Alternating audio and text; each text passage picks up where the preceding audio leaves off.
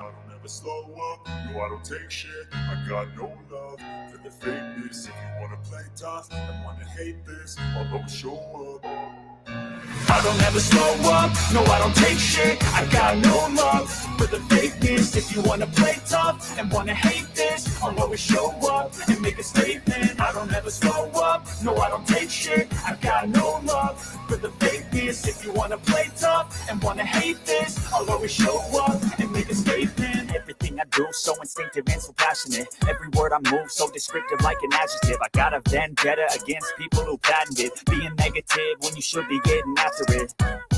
I got facts over tracks, this and that, spitting slow, spitting fast. I could roast, I could gas, think I'm okay at last, but I don't know if that can erase all the past. And the pettiness, a reflection of the emptiness. Hilarious, you think you're worth my time, you're delirious. Mysterious, because you hide behind a fake exterior. Inferior, you know I'll always be a bit superior. Get off of me, this ain't no humble brag. I want you to hear words, you can say them back. I want you to feel free from the chains at last, and to believe in what you got, it was built to last, yeah.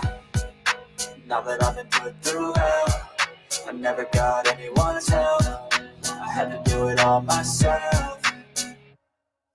I don't ever slow up, no I don't take shit. I got no love for the fakeness. If you wanna play tough and wanna hate this, I'll always show up and make a statement. I don't ever slow up, no I don't take shit. I got no love for the fakeness. If you wanna play tough and wanna hate this, I'll always show up and make a statement. Gonna learn the consequence of being incompetent. Mental health is confidence, dreams and some modestness. I'm not here to save the day, that's for you to take away. I could play a million mind games, but instead of say something not illogical, something that is topical. Rub it on and watch it go, make yourself unstoppable. Dreams are irresponsible, but they're always possible. If you just believe, you could be so remarkable. Thoughts in my head, a collage and they spread. I'll be great one day, going off of my meds. No, I'm not giving up, no, I'm not giving in. I will make it to the top, taking off in the wind. I gotta make it, I'm saving every day to taste it. I'm patient, but my mind, it can hardly take it. I'm chasing a dream that I've had for several ages of vacant. Modern kingdom for the taking. Now that I've been put through hell, I never got anyone's help. I had to do it all myself. I don't ever slow up, no I don't take shit. I got no love for the fakeness. If you wanna play tough and wanna hate this, I'll always show up and make a statement. I don't ever slow up, no I don't take shit. I got no love for the fakeness. If you wanna play tough and wanna hate this, I'll always show up and make a statement. I don't ever slow up, no I don't take shit. I got no love for the fakeness. If you wanna play tough and wanna hate this, I'll always show up.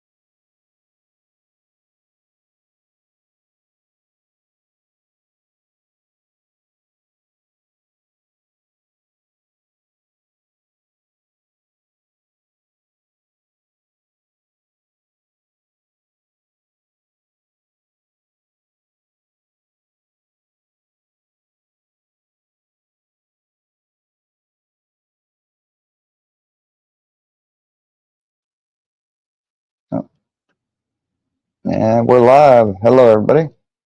How's everyone doing this morning? Good to see you. Good morning. Wait for some people to come on in here. Get in the chat.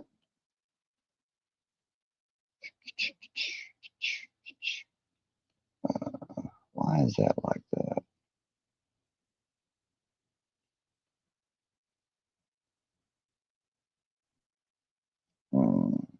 Let me see if I can fix this.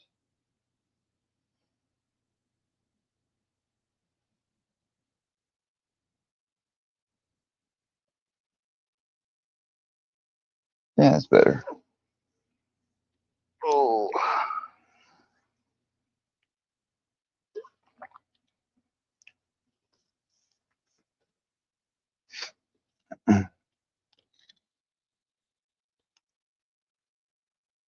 Need to do that.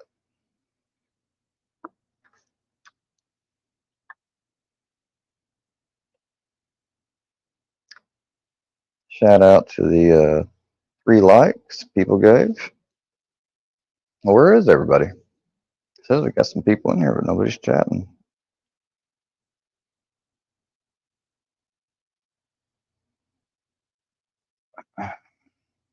Sorry, I can wait.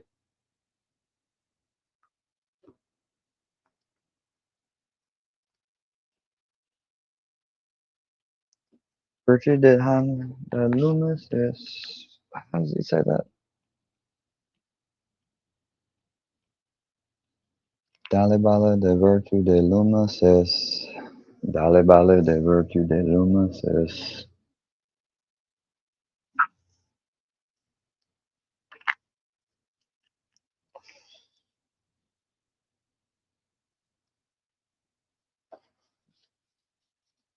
Oh crap! Sean Diddy Combs sentencing. Holy shit! I forgot. Today's the 3rd. Starts at 10 a.m. Oh man, it's still a good ways away. I'm glad I ain't miss it. Think he will get the max sentence. Judge is not happy with him, hence bond was denied. The prosecutor asked for 11 years, defense 14 months. Hope he will get 20. Yeah, something tells me he won't get 20, but one can hope. Might get 10. 10 would seems like 10 would be fair. He's never been convicted on this type of charge before. But the max is 10 years, 2 counts. Give him 10. That'd be like 5 for each count. And the judge can do that. I mean, they could technically give him 20 or 10 on each count if he wanted to, but it because the judge can take into consideration everything that was occurred and was shared in the trial.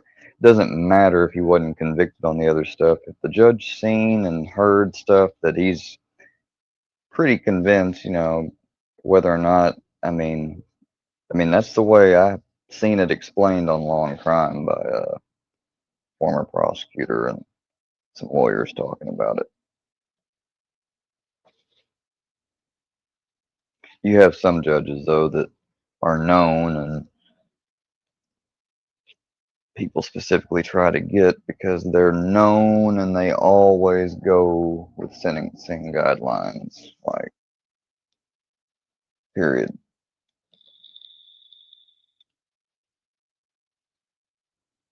And you got some judges that are wild cards every time. You never know what they're going to do.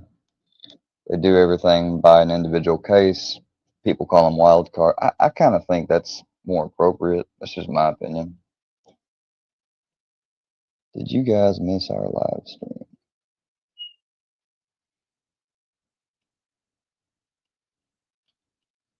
I say he gets 5 years.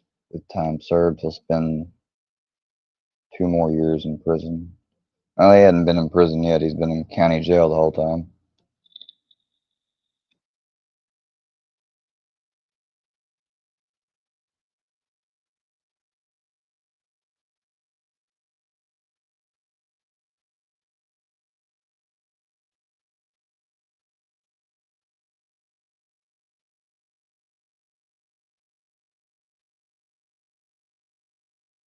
Has he been on bail or has he been in jail the whole time? How are you asking that question?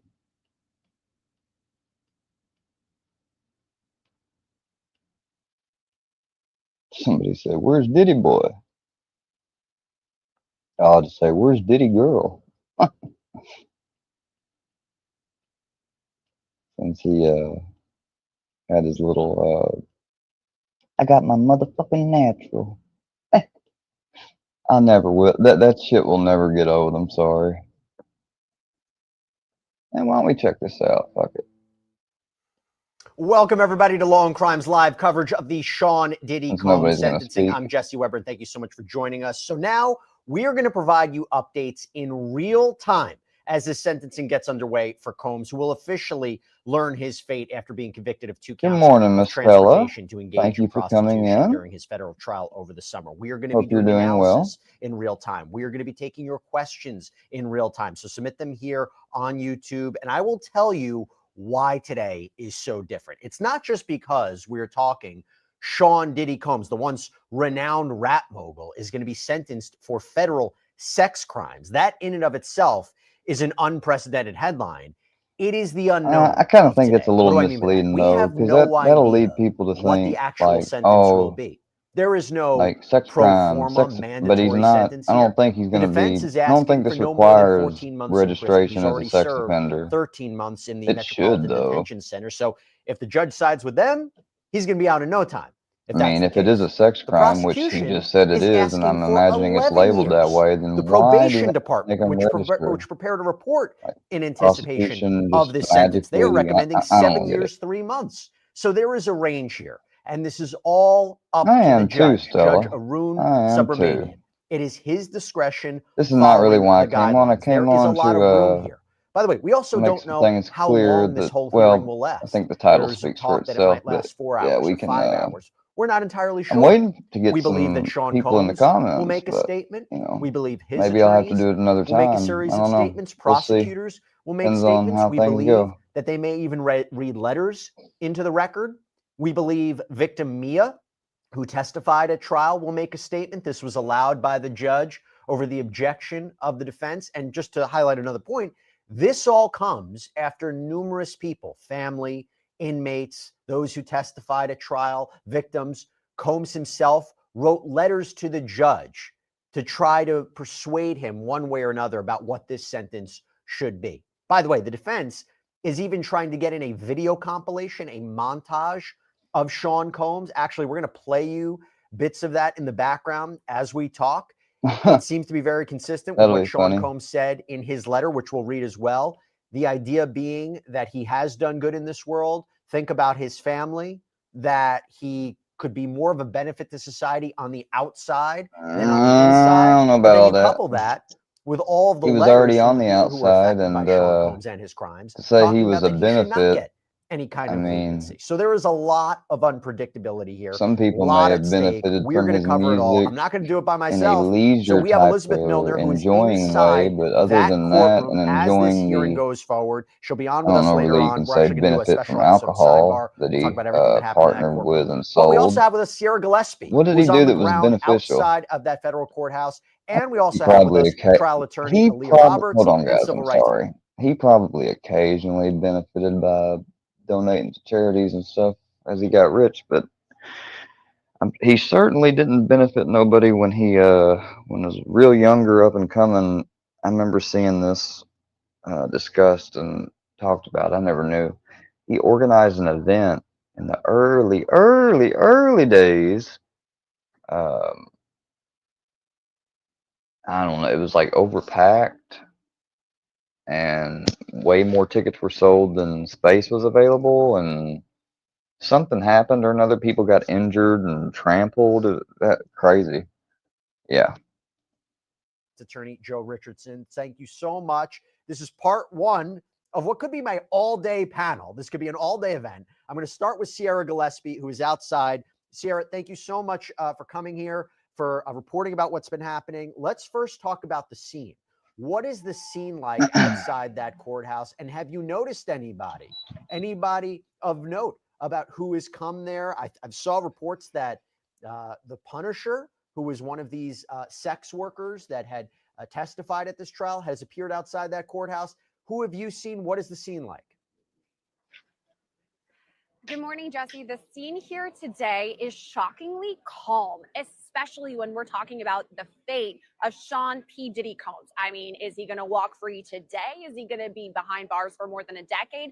Who's to say at this point? And so I guess I am kind of shocked that it's not as rowdy. I mean, last time I talked to you, the day the verdict came down, there was baby oil, there was lube, all outside of this courthouse behind me here in the Southern District of Manhattan. There was So baby far today, I oil, haven't there seen was any. lube. You gotta wonder, did 50 Cent have anything to do with those trolling gestures, those public trolling gestures? Thing like that, but I have seen a pretty big crowd. We've heard a little bit of cheering, but overall it's been pretty quiet. Now we do know that Diddy's mother, Janice Combs, has walked in. We know that the family usually comes in, a pretty big Sprinter van. We like to capture that and see them walking in because we do know his family has been very supportive throughout all of this. There are reports, as you said, that the Punisher, who I believe we have actually talked to, you talked to on Sidebar and then here on our previous live streams, was outside here today too. I'm not sure who else we're going to see, but I mean, we've got our eyes and ears right here at the courthouse to see what's going to happen. So we're already getting questions in from Carter. Jesse's got his suit on. It's official. It is official. You didn't even need my suit on to let you know that this is official. But yes, I do have the suit on. It's my motherfucking natural. Picture This and That LLC. Did you really? I'm sorry. I'm never gonna. That's never gonna get old. Oh my lord, Where's that's Elizabeth? so funny Elizabeth when he is done inside that courthouse like she has been throughout the course of this entire trial. Queen Elizabeth. She will be out later to talk to us about what she's seeing, what she's hearing. This is a very pivotal day. Before we go to more questions, Sierra, I was right about the guidelines. Queen right? Elizabeth. Talk to us about what we should be anticipating in terms of a range of a sentence here. I think this is really interesting, Jesse, because if we go for the maximum here, it could be 20 years, right? Because we have 2 convictions. I don't see that happening. I mean, that would probably be the best justice for all the victims and stuff. Because some of the stuff he didn't get found guilty on. I don't know. In my opinion, they said they didn't. Just because they didn't do a good job at proving every count and etc. doesn't mean he wasn't guilty on them. It's kind of like with Casey, look at Casey Anthony, good example right there. The only reason why that most prominent juror that spoke out, and I listened to her, you can't find somebody guilty when, she said that we wasn't able to be told how the baby died. Are you freaking kidding me? So somehow in their deliberation or whatever, when they was going through it, I guess they interpreted somehow the language of what she was charged with somewhere in the statute of Florida, whatever. I guess they was able to, I just don't understand that. Like, oh, well, we wasn't able to, nobody could tell us, we wasn't able to figure out how the baby died. They were murdered. The baby was murdered. I mean, the mother was missing, or not missing, out, purposefully avoiding her mother, father, family, partying, participated in a hot body contest. What else? Getting high on the old devil's lettuce with her boyfriend, just living it up, no responsibilities, while she had an active child in a freaking car, like near a wooded area, in the fucking trunk with duct tape over her mouth. And then when she finally gets reeled in and gets, made to confront her mother and police and 911, everybody. Oh, she was with Zenaida Fernanda Gonzalez. Okay, guess what? Person doesn't even exist.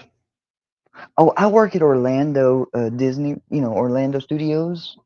Takes the police there, walks supposedly towards her office, whatever, and all of a sudden puts her hands in the back of her pocket and goes, Wait a second, I don't work here. Clink, clink. Handcuffed her ass, like by then they was like, all right, this is weird. Something was going. Okay, she's gonna take us where she works, and she said that so and so would be able to, validate. Oh, well, I don't work here. All right, yeah, something. She's bullshitting. Handcuffed her. All of that information and facts. The fact, I mean, and they found her not guilty. That will forever fucking, and double jeopardy. She can never be. She could come out tomorrow and say, "This is what happened," and actually fully admit the factual truth, saying she killed that baby and everything else. I, I, I don't think anything could be done at all. Unless she admits to a specific crime she wasn't charged with that would have had to do with the murder of young Kaylee. I mean, that would be it. Like maybe if in her confession she said, and I put the body in the back. I mean, desecration of a corpse or some other bullshit small child. Yeah, that could happen, but she's never gonna go down for that murder. Never will go down for that part.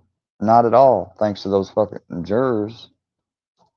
Years, a little bit Pissing me more off. than that. And then, of course, the defense says we want. Of course, we all know what she's she not did even to going to do Matt. that. Even though Shockingly, she's Diddy safe still to been do that, behind she's not bars going since to do his it. arrest in September of She ain't going to tell the 2024. So we're truth. at about She 13 came out in months that right now. That documentary would she add did an 1 or additional 2 years month ago, about. So blaming almost it all time on her served. dad. And the guidelines are, showing we could have the 20 years. Her dad and mom the took a lie recommendation detector seems test. to They're be between cleared. 5 to 7. So we have a huge range here of what it Cleared could enough be. for me, I I mean, put it that way. anything's on the table really Nobody today. But ever again, brought it's up to charges Judge against Arun him, so Subramanian yeah, what's really going I'm to happen. not So going that's to why we got to buy pay that such ever. close I attention can't believe to there's everything people that that comes do. out today. And every detail. So we are getting reporting that Combs' lawyer, Mark Agnifilo, Brian Steele, they're talking next to the lectern in that courtroom. Alexandra Shapiro. Yeah, I watched. I mean, I was over there. I meant what I said to Miss Cassie.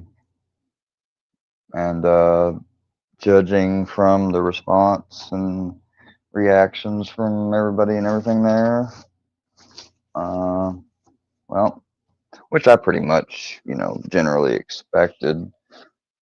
But you never know.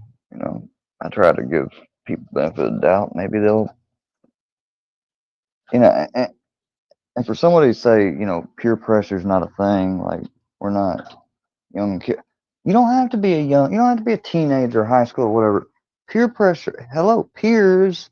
Does anybody have peers in their life currently? Yeah, but there's no peer pressure. Okie dokie. Okay, yeah. Nobody's going along with peer pressure just to hate Square for the sake of hating Square so they don't come across as weird or an outsider, etc. to anybody. Okay. Okay. Or to get attacked or what have you. Yeah, I'm sure. Standing with Nicole Westmoreland, another one of Sean Combs' defense attorneys. The prosecutors are seated at the front table. Maureen Comey, who was the lead prosecutor in this case, as we know, she has left the prosecutor's office. She is not there. Obviously, she's not a part of this prosecution anymore. We have this question coming in, Sierra, from Clarissa Schmidt. How long will the sentencing actually take? It's got to be quick, right? Not necessarily. If based on what I said, I mean, this could take. No, it could take hours. a while. Hopefully not. Oh yeah, I think it could take hours. We have to go through both sides. Are going Please, to Judge, don't make it take hours. Himself is likely going to speak. We don't know. Give him the Burger King Mickey D's treatment.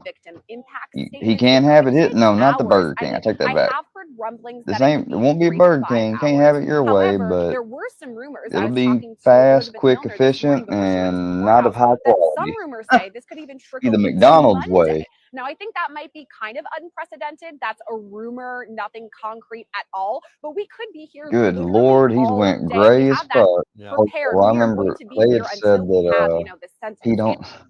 Diddy don't have access to his stylist and his hair care routine product. Oh, boo-hoo.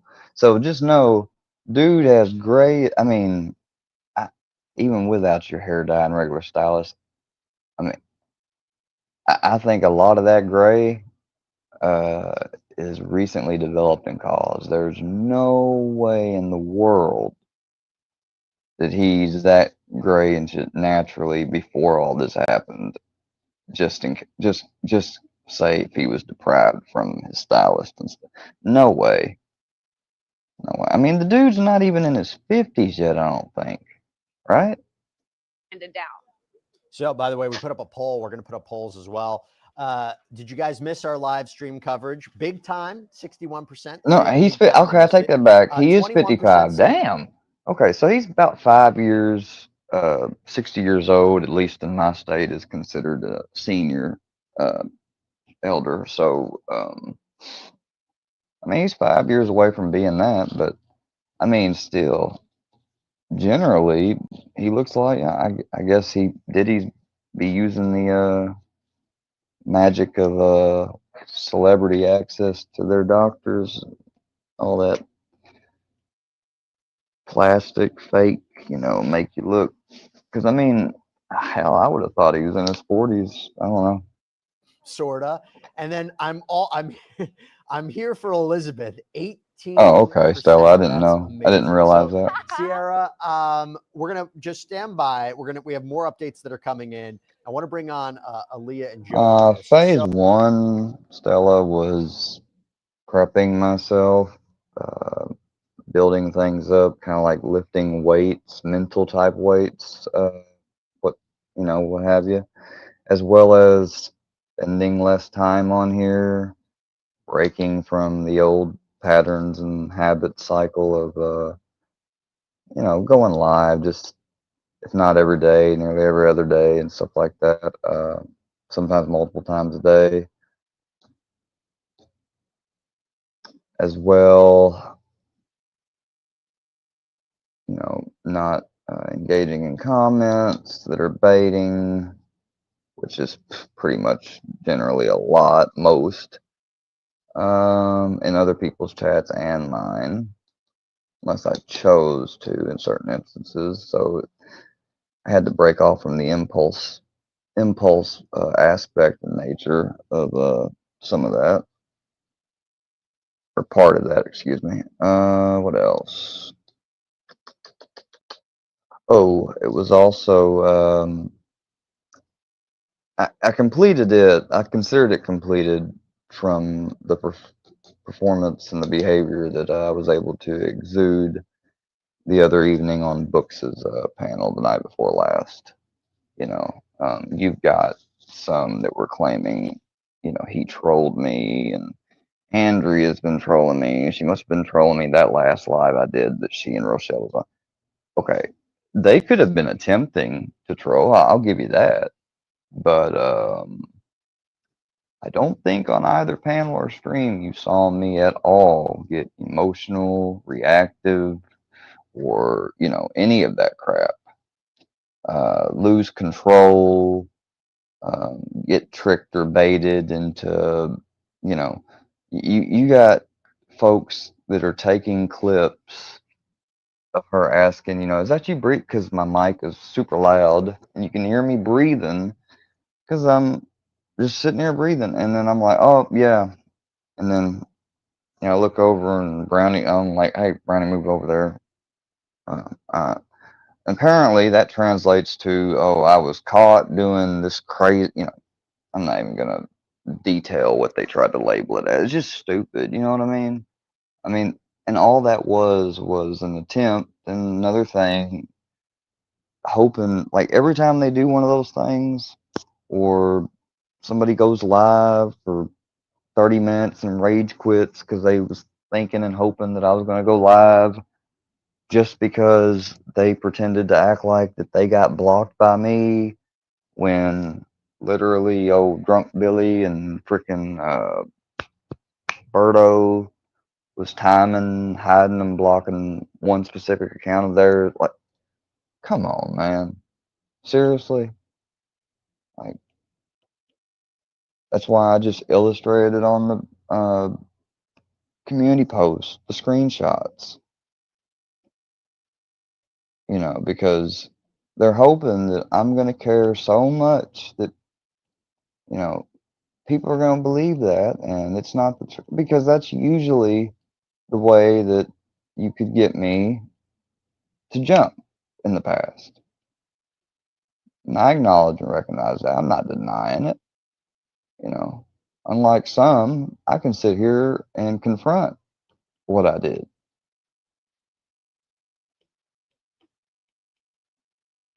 And only by doing that are you ever going to be able to get to the next step, which is stopping it. And the only way you do it is by disciplining yourself and starting to practice that action and behavior. So that's exactly what is happening. And you're in the first stage, which is the denial stage for people, not wanting to accept and whatever, and that's fine. They'll probably be in that for a while. Meanwhile, be throwing everything but the kitchen sink that they could try to do. Some of them got so upset just the other night that they went right from doing just regular, really on the lines illegal, not illegal troll stuff, just straight up like, I'm gonna cut your goddamn throat. I'm gonna fucking shoot. I'm gonna shoot you. Books hides the stream like I and several other people don't have it. It's just, he only done that to take orders. Again, people think because I'm going up there and being friendly and polite and not upset or impulsive that I'm somehow being trolled and not aware of it. You don't think when he said and done certain things on the panel, go back and look at my responses for those of you that have access to the live.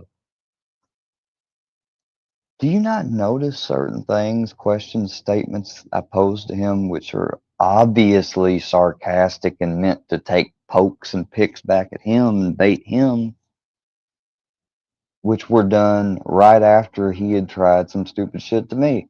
So if I had failed and was actually getting trolled by him, wouldn't I have taken the bait then and not have posed a rhetorical or sarcastic?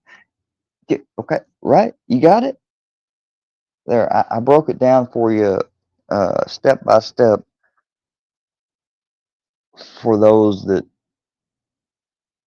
either deny reality or can't figure it out and don't have the brain capacity. For everybody else, they already knew it, but they're just, putting on that act like, you know. Oh, Aaliyah, it's great to have you both here. Aaliyah, we have this question that just came in from Beauty Slay. Can they try him again for the counts that are not guilty? So, right, racketeering and 2 counts of sex trafficking. Can they try him on the counts that are not guilty, or does double jeopardy prevent it from happening? Aaliyah, I'll start with you. No, hi, Jesse. Good morning. Thank you for having me. And no, he not the same exact counts. He was tried. He was in the convicted. Same, therefore, his conviction not by the stands. same He cannot stuff. be tried No. for the same crimes again. Unless it were, Okay, Joe, I got to ask you about this letter. Unless the statute or crime he was tried for is brought for a different incident or different dates and stuff. Now, in that case, I believe he could, but obviously not for the exact same scenarios, dates, and subject matter that was already done. That's the key difference. Like, just because Casey was found not guilty of the Kaylee murder, suppose, somebody else died she was next to, yeah, she can be tried on that. Doesn't mean that you can never be tried on that specific thing again. It just means you can't be tried on that specific thing in relation to that subject matter and content that the original trial and charge was done under. That's the key difference. From Sean Combs. And by the way, as I read parts of this, if you want, you can put up this potential montage video that will be, again, potentially played in court, because it kind of echoes very similar to the themes in his letter to the judge, where he basically said, I hope this letter finds you well and in good health and spirits. Again, this is the Judge Subramanian. Thank you for the opportunity to express my thoughts to you. First and foremost, I want to apologize and say how sincerely I am for all the hurt and pain that I've caused others by my conduct. I take full responsibility and accountability for my past wrongs. This has been the hardest 2 years of my life, and I have no one to blame for my current reality and situation but myself.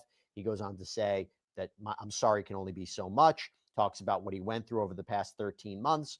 And then he really gets into putting the blame on himself. I lost my way. I got lost in my journey, lost in the drugs and the excess. My downfall was rooted in my selfishness. I had been humbled and broken to my core. He talks about how difficult the circumstances of his incarceration at the MDCR. Says it's not to evoke sympathy, but what he really tries to focus in on the work that he's been doing behind bars. And there's a part of this letter, Joe, where he's talking, and it seems, about the benefit he could be to society on the outside as opposed to inside. He says, I can't change the past, but I can change the future. I know that God put me here to transform me. Since incarceration, I've gone through a spiritual Okay, that's fine. I mean, what about it? And and then reset. I'm on a journey that will take time and hard work. I'm proud to say I'm working harder than I have ever before. He goes on to say, today, I humbly ask you for another I chance. promise you, my granddad or me are going to lose sleep or care or even give any attention to it. So, what about it? I mean, is that supposed to magically, I don't know, mean something or whatever? I don't understand, you know. And you probably need to make sure that you really read and agree to the guidelines and stuff that was recently updated for this channel because, I'll let that one slide, but that's the only one. I mean, there's not 3 strikes and you're out here. You have you violate specific rules and guidelines here once, you get timed out 24 hours. Do it again, permabanned. And I know what you're thinking. Oh, I can come in on an alt and it'll take him a while, if maybe never, if he even figures it out. Well, hey, what have you. But I mean, each time the alt does this too, I mean, it's the same thing. So I don't know how it's, I mean, it doesn't matter. Chance. This could be what he says in open court today, and we believe he's actually going to be allowed to wear civilian clothes as he does this. By the way, this is images of when he did the marathon back in the day. I have 2 questions for you, Joe. A, how much of an impact will Sean Combs' statements, this letter, have on the judge? And B, if this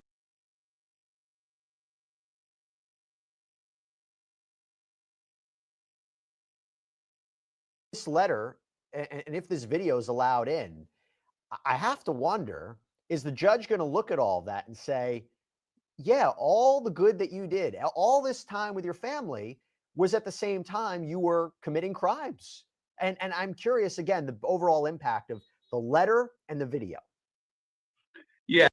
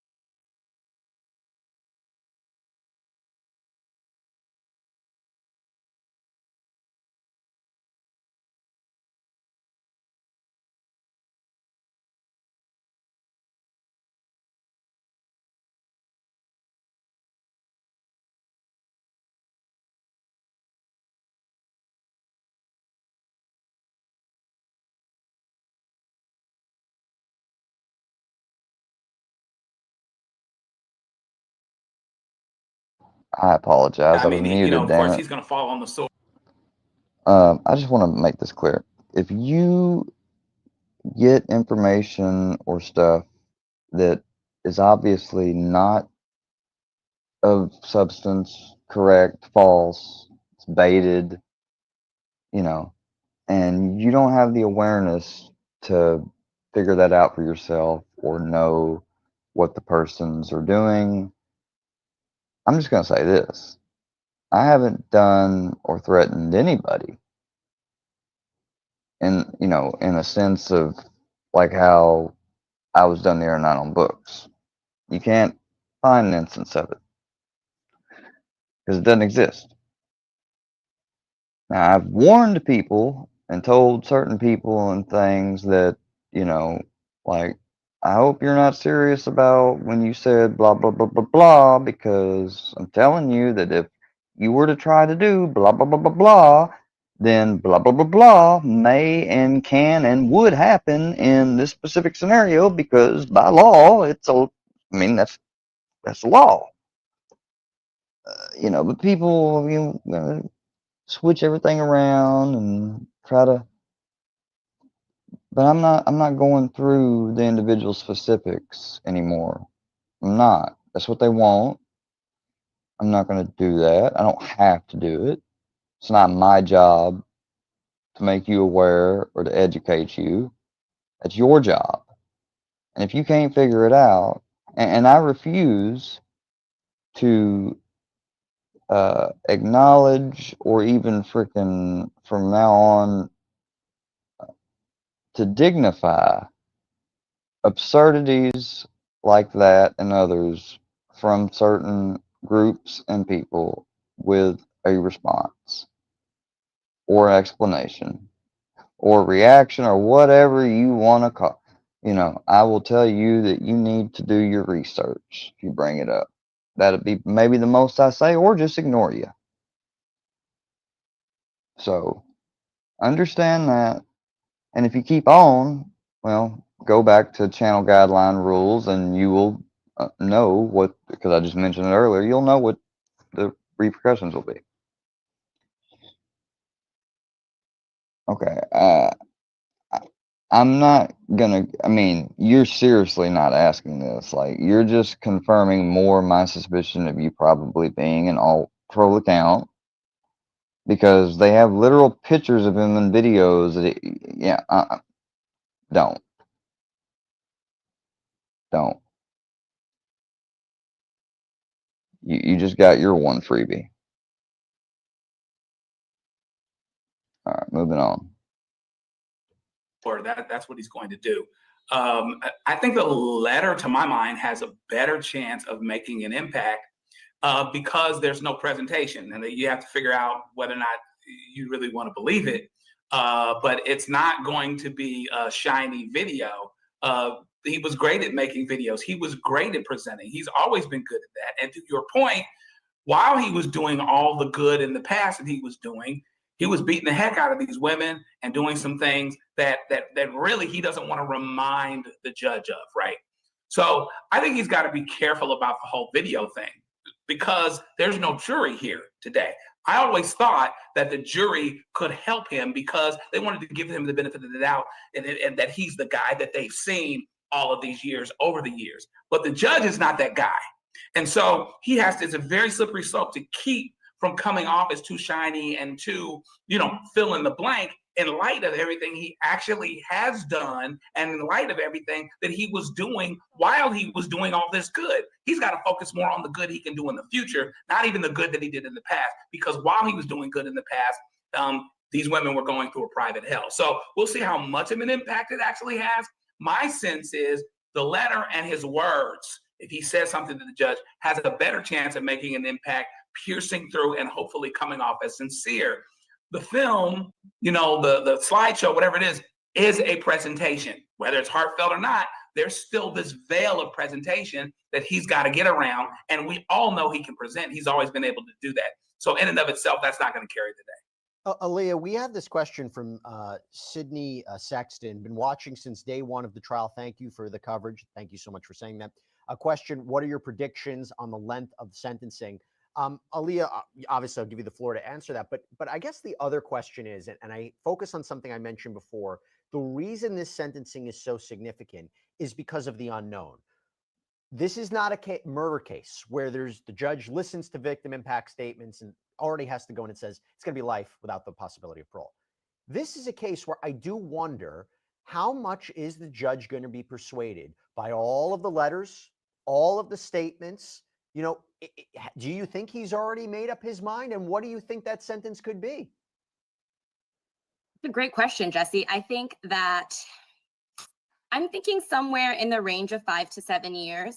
The reason I think that is because I feel like that, for lack of a better term, it splits the baby, right? So the prosecution wants 11 years.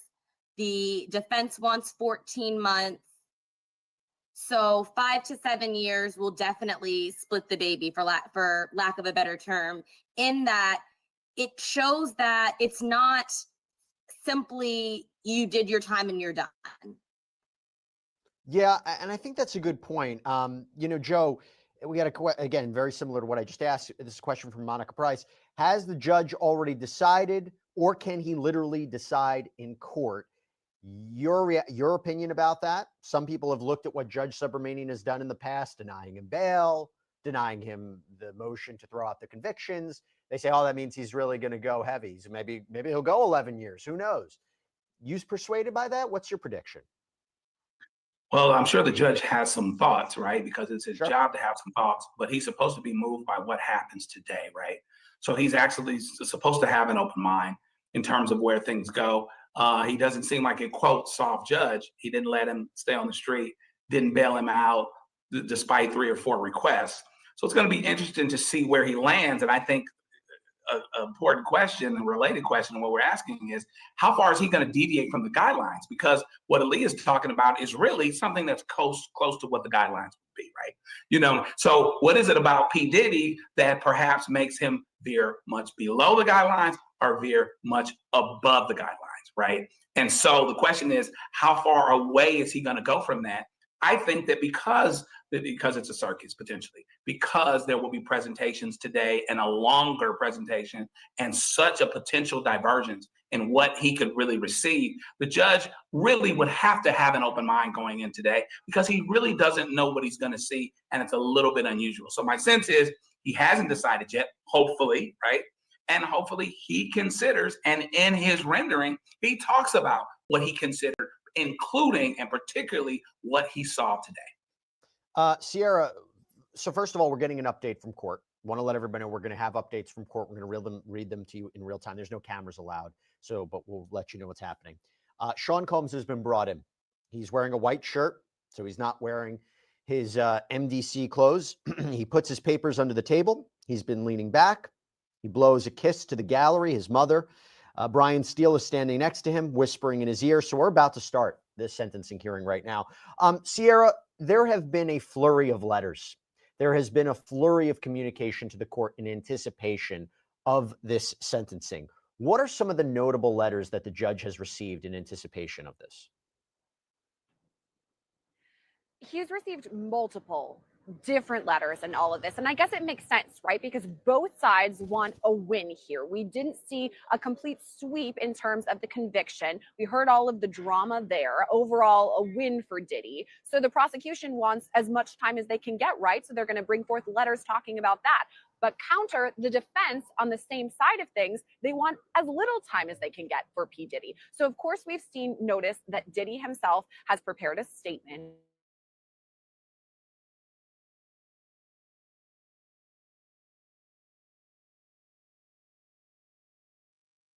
Mia, there's been some back and forth here that the defense says we don't want Mia to speak. This has nothing to do with her. His conviction has nothing to do with Mia. Why are we even bringing that up? So that's one of the other additional letters. Then there's also information from Gina. If we're going back to the trial and talking about this. All right, I apologize for that, you guys. I was wondering why. Go back in your memory bank. Initially, victim 3 was going to be Gina, going to testify for the government. I was wondering why the video playback wasn't better, but I've got it. I didn't have my internet connection, LAN plugged in, local area network connection, wired connection plugged in. So there we go. The video shouldn't be all choppy now. Apologies for that. Final Oh, hour. and I can't control anybody on what bull, stupid, ignorant stuff they might try or attempt to do, but I can tell you this, I can certainly respond effectively and lawfully and the right way if I choose to, or I can, not engage as well. Just depends. So, you don't need to be coming in here and saying anything about that, Mr. Tommy, because, I mean, it's pretty much just an empty statement you're making. So, I don't know. I'm hoping at least somewhere between. She said about 7 years. I'm kind of like, that would be all right, I guess. Fair, sort of. I mean, not really fair, but like fair as in fair quality, I guess. Better than nothing, type level. But I think 10 would be appropriate. I think he deserves 10 at least. At the very, very, very least, to be satisfied, in my opinion. That's just me, though. But the absolute worst case scenario would be what you said in the latter part, which would be going home today, time served. Huh. Government said we don't know where she's at. Like we don't have her. So suddenly there were only 3 victims rather than the 4. And since all of this has come out, Gina has said, I felt that I was, pressured by the prosecution.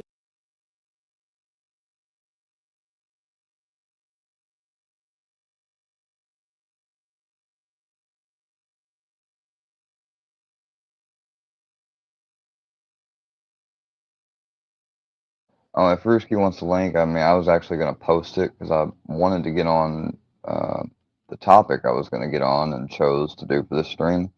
But the engagement level and participation in chat is really superficial and minimal at best. So if that's going to be the case, then I'm just going to postpone, delay, or maybe not go into it at all.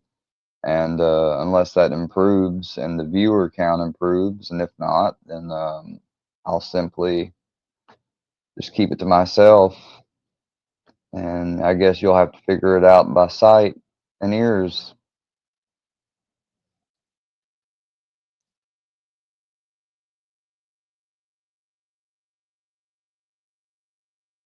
But Rue, don't think Rue, whoever wants to try to come, don't think you're gonna come up and because I don't mind being up here alone. So proceed with caution. To come forward and say that I was a victim when I wasn't really. So the defense now has this in their back pocket, a letter of support for P. Diddy. So we've got multiple letters, support against some of the victims, the allegations, all of it is kind of culminating today with sentencing. Yeah, that's a really good point. And Aaliyah, it was kind of shocking, right? Gina comes out and says I was pressured by the prosecution, but I wonder if the judge will look at that. And by the way, this is not me saying which way the judge should go. I'm just wondering, kind of surmising what the judge may say. Could the judge look at Gina's letter and say, she really wasn't part of the case that the jurors found him guilty of? Like what Gina says doesn't affect the fact that he was found guilty of transportation to engage in prostitution. I'm looking at those crimes that he was convicted of. Or can the judge say, you know what, it does tell me a little bit of something? I think it could go both ways. Honestly, it really just depends on the judge. I think that the fact that this witness specifically keeps saying that, well, the prosecution made me feel like a victim versus actually being a victim, and then potentially writing a letter in support. I mean, to the extent that the judge considers her letter, right, it would be give the same weight as other people who are in support of Diddy, right? I mean, Young Miami's name was mentioned many times throughout this trial. Or at least in the coming up to the trial, and she wrote a letter in support as well, right? So I imagine the judge would give the same amount of weight as he would give to her letter. Okay, so we have an update from court. All rise. This has begun. Clerk, this is U.S. versus Sean Combs. Judge Subramanian says, do we have the signed order of forfeiture? Prosecutor Slavic says, yes, I am handing it up. Judge, first I'll go over that. I have received and the pre-sentencing reports. I'll hear from the parties. So we're getting underway right now. We have a poll up. Do you think Diddy will walk out a free man today? 58% say no. 23% say yes. 19% say hard to say. So Joe, Fabiola Delgado Lebron says, Joe, I took your advice on the glasses. Mine haven't been clearer. There you go. There we go. Glasses became a big part of our conversation as we were talking about this. It's crazy. Anyway, The darndest thing. yeah. Okay. Do you feel there is a possibility that Diddy will be able to walk away today due to time served? I mean, I don't think it's going to be, even if he gets time served, like he just walks out of the courtroom like it's Law and Order. He actually has to be processed, right? Yeah, he does. I mean, he wouldn't walk out that very moment. But the question would be, could he get a time served situation where technically all he would have to do is process to come out? And although it's possible, I don't think it's probable. I don't think it's going to happen. I don't think he's going to get out today. I think he's going to get some amount of time more than what the defense is asking for. Clearly, the defense, of course, is going to ask low. Prosecution is going to ask high. The judge is going to wind up somewhere between the two. There's a question as to which one he'll wind up closer to, right? You know, could he wind up in that 4 to 6, 5 to 7 range? That would be the sentencing guidelines. Or is this a situation where, because of how unusual it is, because of the magnitude of who Sean P. Diddy Combs is, he winds up lower or higher? I mean, those things can cut both ways. But even if he were to get free, as it were, he would still have to process out. So he wouldn't walk out that very moment, you know, with Diddy music playing in the background. I mean, it would completely undermine, by the way, this whole idea of being somber, of being sorry, of being regretted, things like that. I think he'd have to be concerned about that as well. Even if he does get out, he would need to be somber and need to be humble, because otherwise he becomes this person that he was before, and this becomes a thing that makes everybody go, the people particularly that fear for their safety, et cetera, that were sympathetic to Cassie and others, oh, here we go again. That's a good point. We have an update from court. Judge says, I've received the defense's reply memo of October 2nd and the letter from Mr. Combs and the video, which we're showing you right now, and the video the defense plans to play here in court. I appreciated the letters. I've received the government's letters from Miss Ventura and others, meaning, the victims in this case. I appreciate them. Now, Aaliyah, I don't know what to take away from when he says, I appreciate them. Does it signify that he's thinking about them? Does it signify that he's going to use it in his calculus, his determination, his analysis? Or he just says, hey, listen, I appreciate them submitting them? I think the judge is very particular in the words that he used. I think by saying I appreciate them, he's acknowledging that he's received them, that he's reviewed them, and that he is going to take those letters into consideration. I think I appreciate is a better word than I've reviewed, acknowledged, and understand. It's a very short way of saying, hey, I got them. Hey, I'm looking into them. Hey, I'm gonna consider them when making my decision, but I'm not gonna say I'm considering them while making my decision. We have an update for you, okay? Sierra, I'm going to throw this to you. So Sean Combs' defense attorney says we're going to submit a course evaluation from MDC where he's been housed. Prosecutor Slavic says we don't have a copy. The judge says, please give her one. Put that to the side. Prosecutor Slavic just announced Mia no longer wishes to address the court here today, in part due to the letter submitted by the defense bullying. Sierra, that is a big update that Mia apparently will no longer make a statement in court, because we know the defense was trying to object to her testimony, object to her statement. The prosecution did accuse them of bullying her and, characterizing her in a certain way. We can talk back and forth about her testimony during the course of this trial, whether or not it helped or hurt the prosecution. But the fact that she is apparently no longer going to make a statement in court, apparently because of what the defense said in their letter, your reaction to that?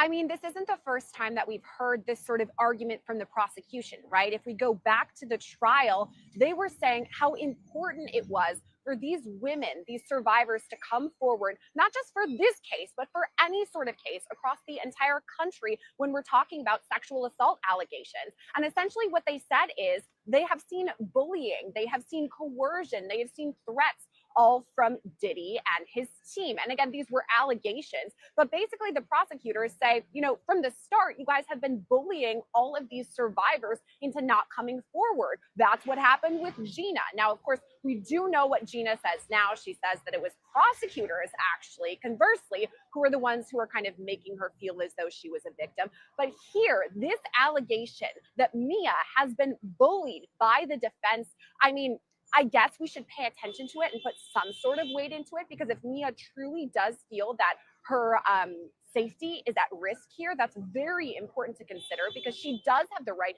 to be able to speak, and it's very important that she would be heard. But I mean, I'm very interested to see what the defense has to say about all of this, because I assume they're going to say, hey, there was no bullying here. We did none of that. We were well within our rights. So I think that's important too.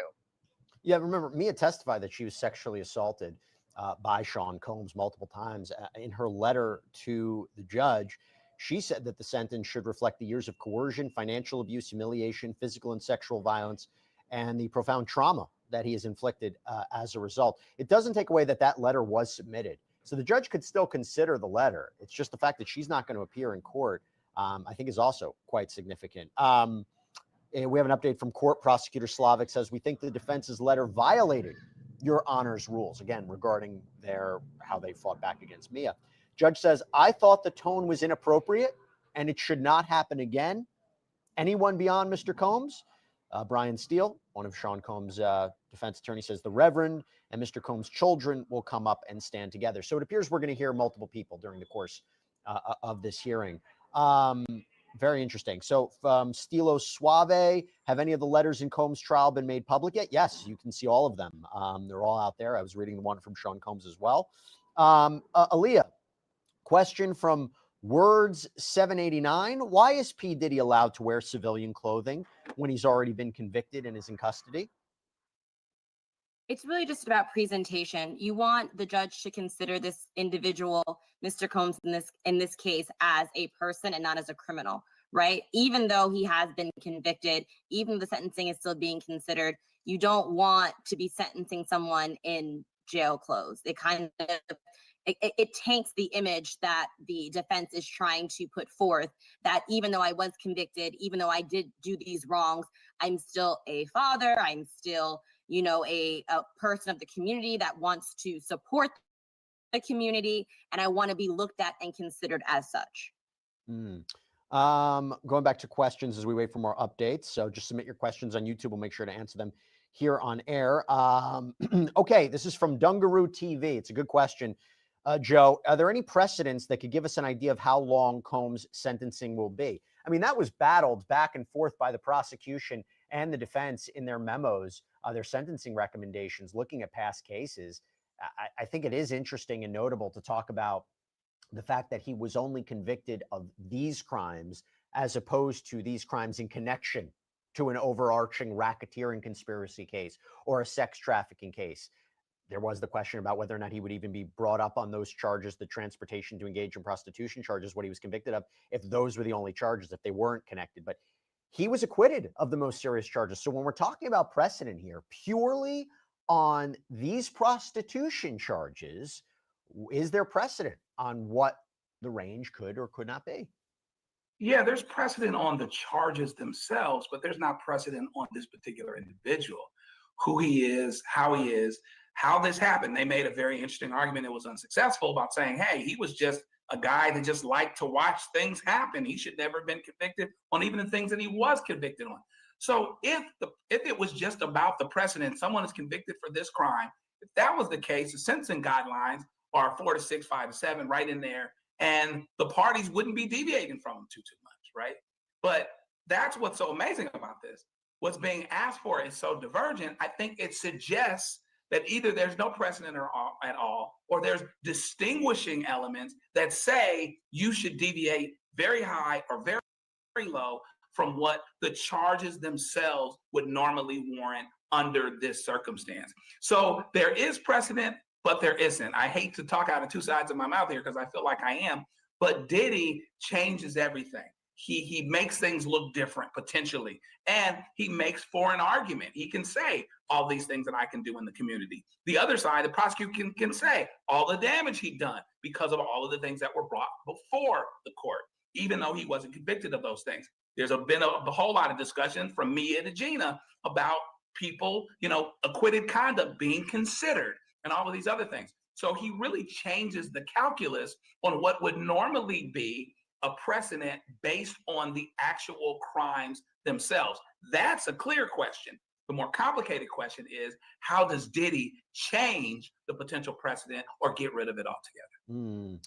Some updates in courts. They're going back and forth about who will be allowed to speak, in the sense that the judge says, look, I overruled the defense wanting to exclude Mia. So what about who the defense wants to call in? It seems like the judge is going to allow the children and a Dr. Johnson, this Reverend Doctor, to speak as well. He's going to be thinking about the others. Okay, got a super chat question. Thank you so much. Super chat question from Free. I'll go to you, Aaliyah. This is from Free. Does Diddy get to go last with the video and the letter? So will he make the last statement and provide his letter or his statement as well as this video that we've been playing in the background?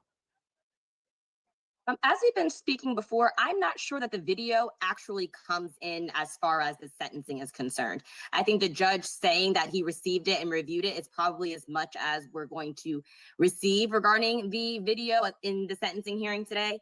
I also think that it depends on the judge and his preference and what he wants to hear. Is it normal or customary for the defendant to have his statement last? Sometimes, but the judge might want to hear from the victims last. It really just depends on how this judge wants to run his courtroom.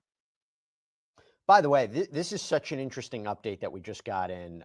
The judge is talking about what he can and cannot consider. This became a big topic post-verdict and going into sentencing. As to the objections, the defense says acquitted conduct cannot be considered, meaning regarding all the conduct that supported the racketeering conspiracy case and the sex trafficking charges. There is no guidance from any court on this, the judge says. We don't know what the jury was thinking, but it's about overlapping conduct, and it only impacts the advisory guidelines range. That's a good question here, right, Joe? What can the judge consider here? Can the judge consider the beating of Cassie Ventura in that 2016 tape? Did it really support the jury's findings with respect to transportation to engage in prostitution? You asked me, it seemed that it was more about, was that sex trafficking? The transportation to engage in prostitution felt, was Sean Combs transporting sex workers and these victims for the purposes of sex work? If there was a money trail, voice notes, text messages, you could prove that case without even the 2016 video. But should it be considered for purposes of sentencing? Yeah, I mean, that's what's really, really interesting here, because I believe there's overlap between the crimes that they were trying to convict him of. So even though you're not supposed to have acquitted conduct considered, if you're considering Mia's statement, if you're considering certain things that really went towards the other crimes for which he was acquitted, how is it not arguably acquitted conduct?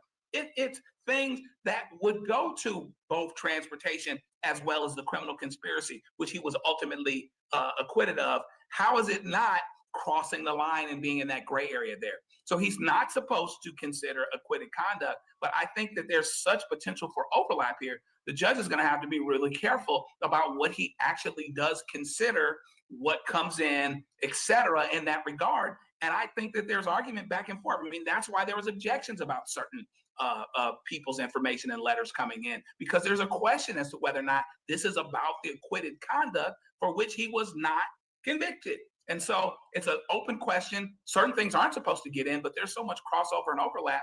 I think there's gray area, and I think it can be muddy. Sierra, we got a question from Dungaroo TV. What do you think the repercussions will be for Sean Combs after all of this blows over? I guess the question would be, putting aside the sentence, let's say he's released, let's say he gets 14 months and he's released, or let's say he gets 2 years, he's released. He comes out. What are the repercussions for him? Because he could still lead a life. He still has a career. He still has businesses. He's got over 60 lawsuits he's got to contend with. But what are the repercussions in your mind after covering Sean Combs for such a long time? I think that this is such a good question, right? It's really why all of us are interested in the case in the first place, because to see the downfall of someone like P. Diddy, who prior to his arrest was literally receiving the key to New York City, where we are right now, and now he's behind me in federal court. I mean, it's a major fall from grace. And that begs the question, what's going to happen? I mean, he's already been in jail for more than a year at this point. Whatever happens with sentencing will happen. He'll serve his time, he'll get released, whatever. But I think the big question here is what's next for his career. I mean, we know that P. Diddy is undoubtedly very charming. He, charms the masses with his huge music career. On top of that, we're talking about some of the brands that he had in regards to alcohol. Then there was his clothing line. And since all of these allegations came forward and some of these civil lawsuits, he has seen a bit of issues as far as the business side of things. So I guess that's really the question. Will he be canceled from all of this? Will his career be completely gone? Honestly, I don't think so, because just being down here at the courthouse, there are still supporters for Diddy. There are still people who say, yeah, Diddy is a father figure to me. Diddy is a mentor to me. All of these things. So I think some people will make up their minds and say, I'm done listening to it. I don't want to hear anything he puts out. I'm never going to buy another Sean John item ever again. But then some people who are the diehard fans will help continue to perpetuate the future of his career. I think it's kind of a wait and see situation. It's a good point. So again, the judge is considering whether or not acquitted conduct could be considered for purposes of sentencing. Judge said acquitted conduct can be considered. He cites a Second Circuit case and other cases. Even matters that cannot be considered for the guidelines can be considered under a specific legal statute. Now, the U.S.'s objections, they argue for the criminal sexual abuse guideline. We'll learn a little bit more about this. Aaliyah, how does he tackle all of the civil lawsuits that he's facing? Well, he has a reverend in the courtroom. Maybe he should pray about it, because that's probably the only way he's going to get away with all these civil lawsuits. As we know, in civil court, the burden is significantly less than in criminal court. In criminal court, you have to prove that the prosecution has to prove the case beyond a reasonable doubt. In civil court, that is not the same. That is not the same. It's a significantly lower standard. And I think the evidence that has been proffered and has been presented in criminal court will undoubtedly be the foundation and the support for these civil lawsuits going forward. I think that he should call his accountant. Nobody is. That's all I've got for that, because he's going to be fighting these for a very long time. Answer would be nobody is pulling up. But yeah, he gonna need to pray, because 60 civil lawsuits, good God. They're going to drain every cent he has. If you can convince a court that they shouldn't proceed anonymously under a pseudonym, those people may decide, hey, I hope they give him a good fine here today. Go further with the case. That might, this judge, no matter what he gets in time, I hope they make sure to get him in the wallet. What's everyone's thoughts on what he may get? So I haven't even given my perspective here, but I'll just tell you, Joe, I'm curious your thoughts. I don't think he's getting 20 years. Okay, I don't think the judge is going to go well past. But I also have to say something that really needs to be considered here is the fact that he did this multiple times. I think that's a key point, that it wasn't a one-off. It was a pattern of doing this with sex workers, payment. It became a system. And I think whether the judge considers the use of violence or considers the use of drugs, it's how many times he did that, which makes it aggravated, and why we may see something closer to maybe 5 to maybe even 7 to 10 years. I mean, is that totally outside the realm of possibility, Joe? I don't think it's out of the realm of possibility at all. Diddy was a tyrant, man. He did some things he shouldn't have done. He done them over and over again. I've said to you a million times, I'm still trying to figure out how he didn't get convicted 20 years ago with the Shine situation. And back then he goes through what he goes through. He does a religious album, and and I've learned my lesson and all. We've been through all this before. I already know what all of this is like. So there's a possibility that the judge is a little less sympathetic because of what happened and how habitually it happened. And we all kind of know that the fact that he had the resources between that and the prosecution really overshooting this thing is really how he kind of escaped. Regular you or me probably wouldn't have gotten off from these things. Okay. And so, literally, the judge can see there is a path. I can see a path where the judge could be pretty hard on him, because not only was he convicted of 2 crimes instead of 1, but there was, to your point, this redundant, repetitive thing. He acted lawlessly. And does he really learn his lesson if he walks out before Christmas this year? This becomes this soap opera telenovela story with this happy ending. Meanwhile, back at the ranch, Cassie and everybody else are scared to death. Their lives are ruined, destroyed. They've had to completely rebuild. There's something that might be unfair about that in the eyes of the judge. And so therefore, he could deviate up from the guidelines. We'll see what happens, but I certainly see a path for it. There is some more updates from the court. Judge says there's little precedent on what type of threat is required, but bodily harm makes the most sense. Concrete harms. To force Jane and Miss Ventura to engage in sex acts, does this conduct establish the convicted conduct? There was the flight from Cannes.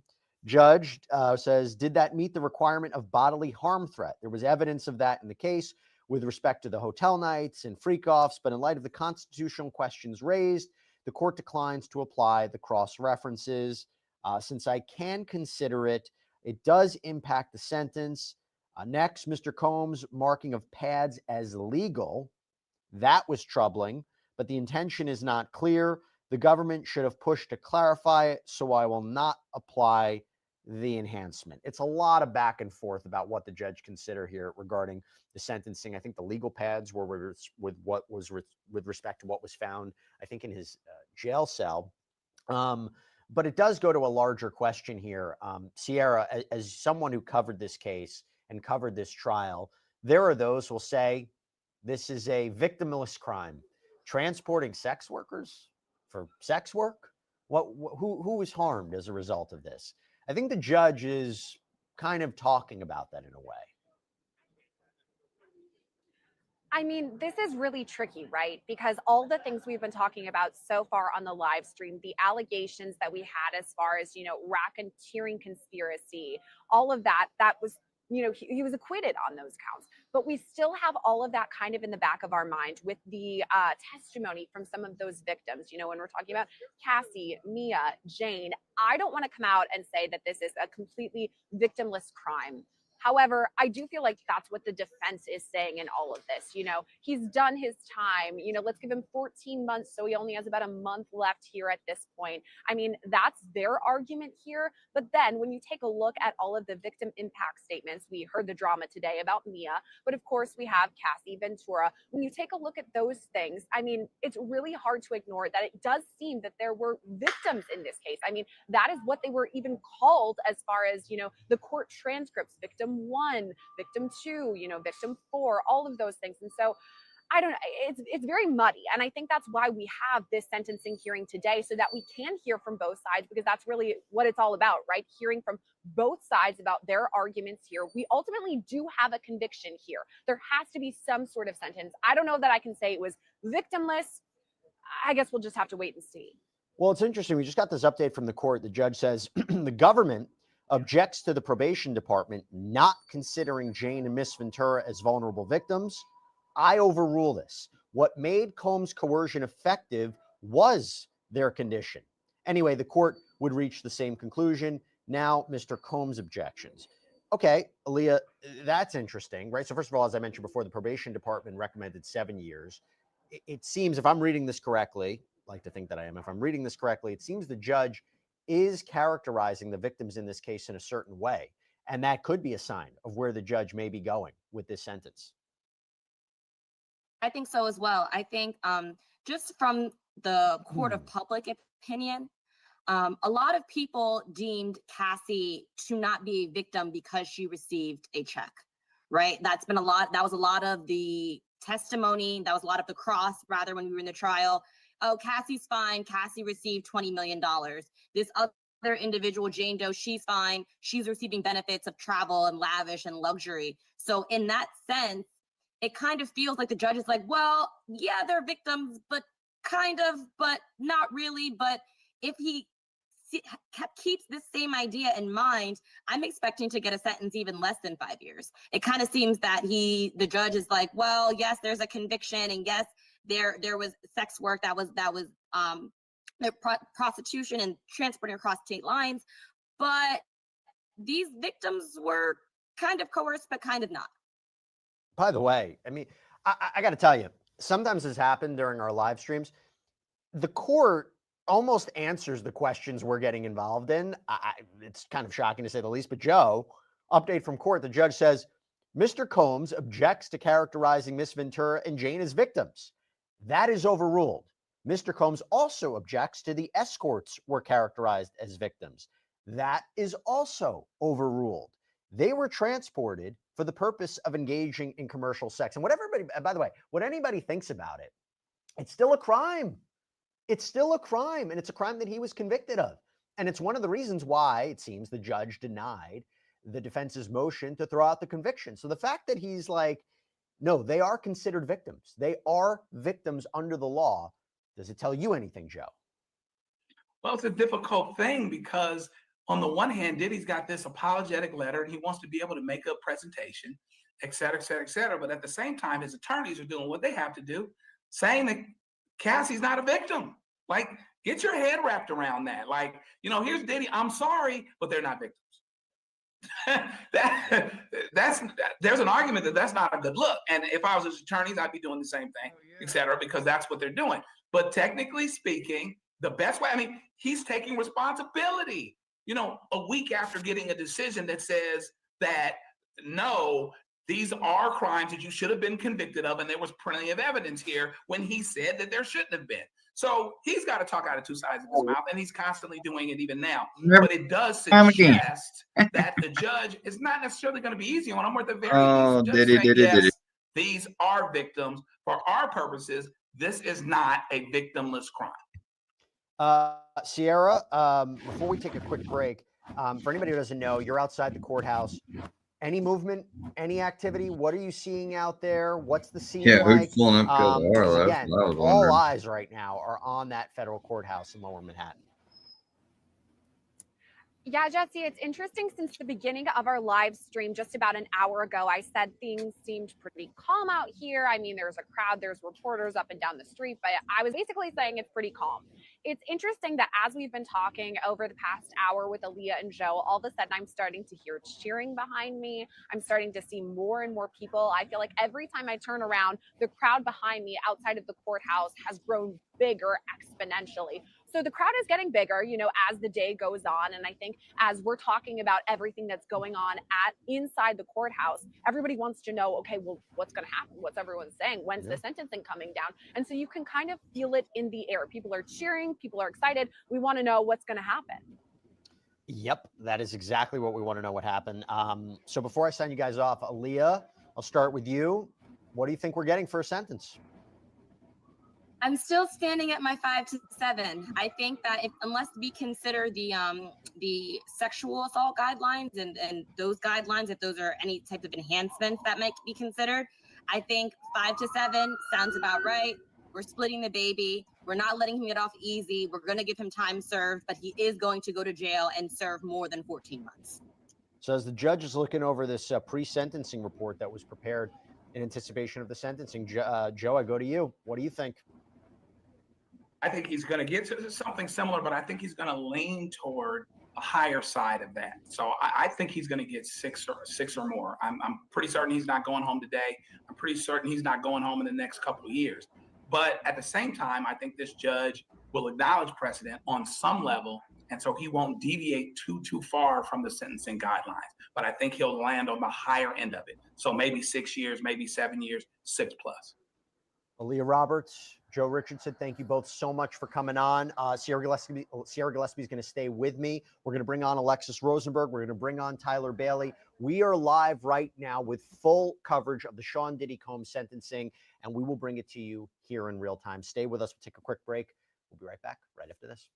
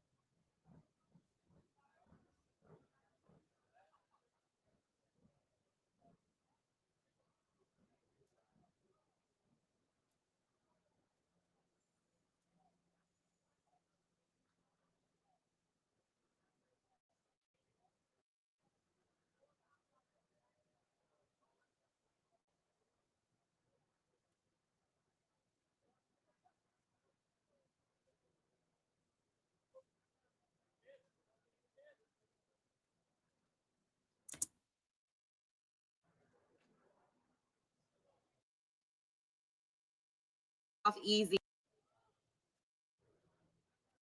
Here, we don't know exactly what the judge will decide, but I want to bring in my panel. And by the way, we're taking your questions on YouTube. So if you have any questions about this case, submit them here. We'll answer them in real time on air. By the way, Elizabeth Milner, Queen Elizabeth, she is in that courtroom. She's going to come out later, tell us about what she saw and what she heard. But I'm joined once again by Sierra Gillespie, Law and Crime's very own, who is outside that courthouse as we speak. I'm also joined by trial attorney, federal litigator Alexis Rosenberg, and criminal defense attorney, civil rights attorney Tyler Bailey. Thank you so much for coming on. Sierra, I go to you.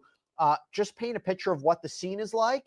And also, by the way, if you can, Sierra, I got to say, one of the big things that came out as we're leading up to this sentencing, all of those letters from the inmates, people who have spent time with Sean Combs, that he changed their lives. Can you just summarize a little bit about what those letters were like? The judge may consider them, but what is the scene like? And just talk to me about those letters too. Yeah, Jesse, here in the Southern District of New York, it's an interesting scene. Let me just say that. I mean, this is the big day, right? We've all been following the case of P. Diddy probably since November of 2023, when that first lawsuit was filed by Cassandra Ventura, who later would go on to testify as the government's star witness in the courthouse right behind me. I mean, we've all been waiting for what's going to happen today, and it shows here. I mean, up and down the streets, we have cameras, we have reporters from everyone. I mean, AP, CNN, Good Morning America, here, Law and Crime. The best of the best are here to see what's going to happen. And across the street from me at the courthouse, there's a pretty sizable crowd, I would say, where people are gathering, reading tweets. I'm sure watching some of our live streams to see what are the updates going on inside of the courthouse. And generally, it's pretty low key, I will say. In the past, when I've been here reporting during the actual trial and the verdict, deliberations, people were rowdy. There was screaming. We've talked about, the baby oil and lube that was thrown around at the courthouse. I have not seen that yet today. So far, it's pretty low key. But again, we're still so early, only about an hour into the hearing. The next question you had for me, Jesse, was about some of the letters. And this is pretty interesting, right? Of course, we're going to hear from both sides. We've talked a bit about Mia and Cassandra Ventura, or Cassie, who brought forth the letters. Mia has a bit of controversy today, but some people who say, yeah, I was abused all at the hands of Sean P. Diddy Combs.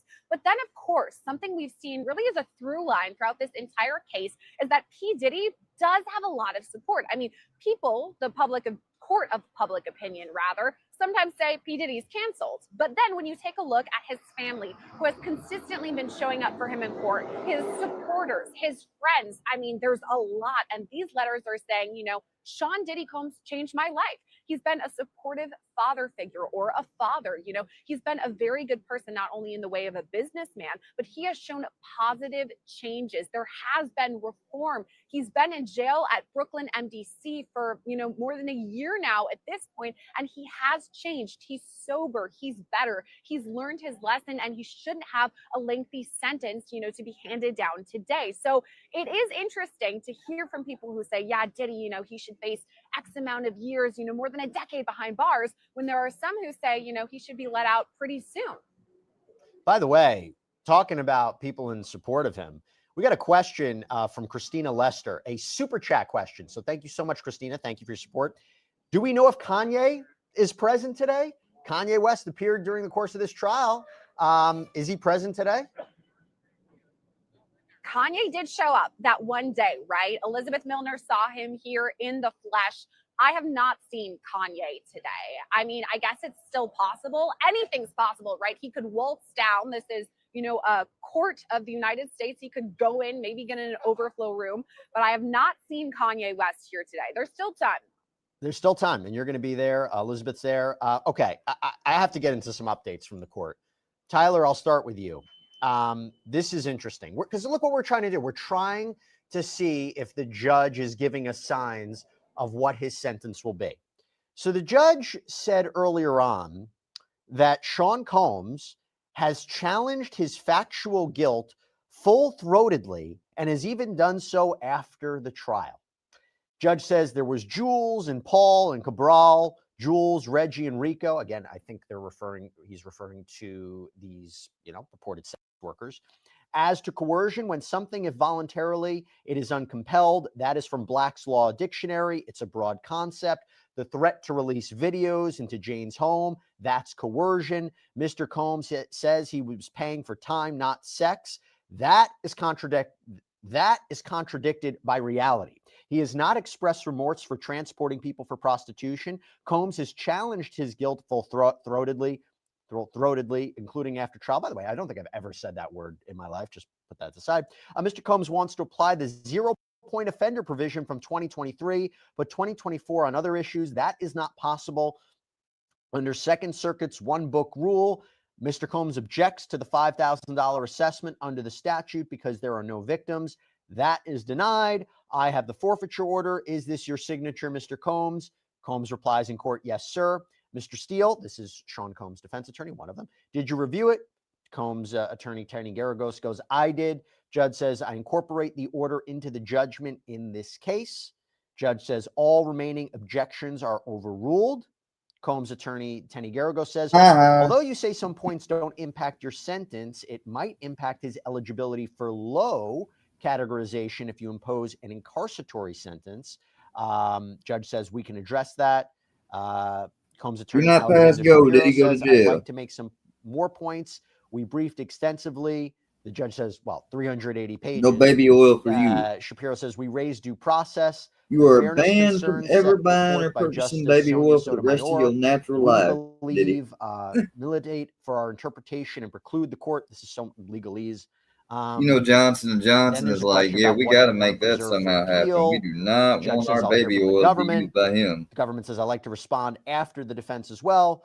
Today is about accountability and I'm justice. just For making 15 shit. I'm years, just joking. the victims' I'm lives have joking been around. shattered by abuse and exploitation. I say all of that, Tyler, and that was a lot, but I say Give me all a of that. break. It seems to me, goes back to something we talked about earlier. The judge is making very clear that these are serious federal crimes and that there were victims here. And the fact that he's basically interpreting that Sean Combs doesn't show remorse for this, or doesn't accept that he actually did wrong, I mean, I think that seems to be what he might be suggesting. That might not be good for Sean Combs. No, No, I'd say not at all. not. It seems like the judge is putting it out there that Mr. Combs is not accepting accountability here, that he's challenging the facts of his guilt, even despite him being convicted of those charges, and that Mr. Combs really should be accepting some more accountability in his filings. I understand that his defense lawyers are arguing to try to get him on the lower end of the sentencing guidelines, but that seems to be right now backfiring with the court, because the judge has said that he's viewing this as him full throttledly, I believe, challenging any responsibility for his actions, whether it's coercion versus paying for time. And it seems like Mr. Combs, his team, should really take the hint here and try to roll some things back when it's their time to argue. And I think Mr. Combs is going to fall on that sword. We've already heard about his letter. I'm pretty sure his words to the court would be more so accepting accountability and not challenging the facts. Yeah, so he's not going to receive any adjustment to his sentence based on him accepting responsibility based on this.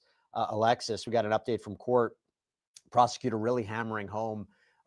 They're asking for 11 years here. Prosecutor Slavic says this is not just a case about freak-offs and hotel rooms. This is about victims, hard about a man who did horrible things to other people.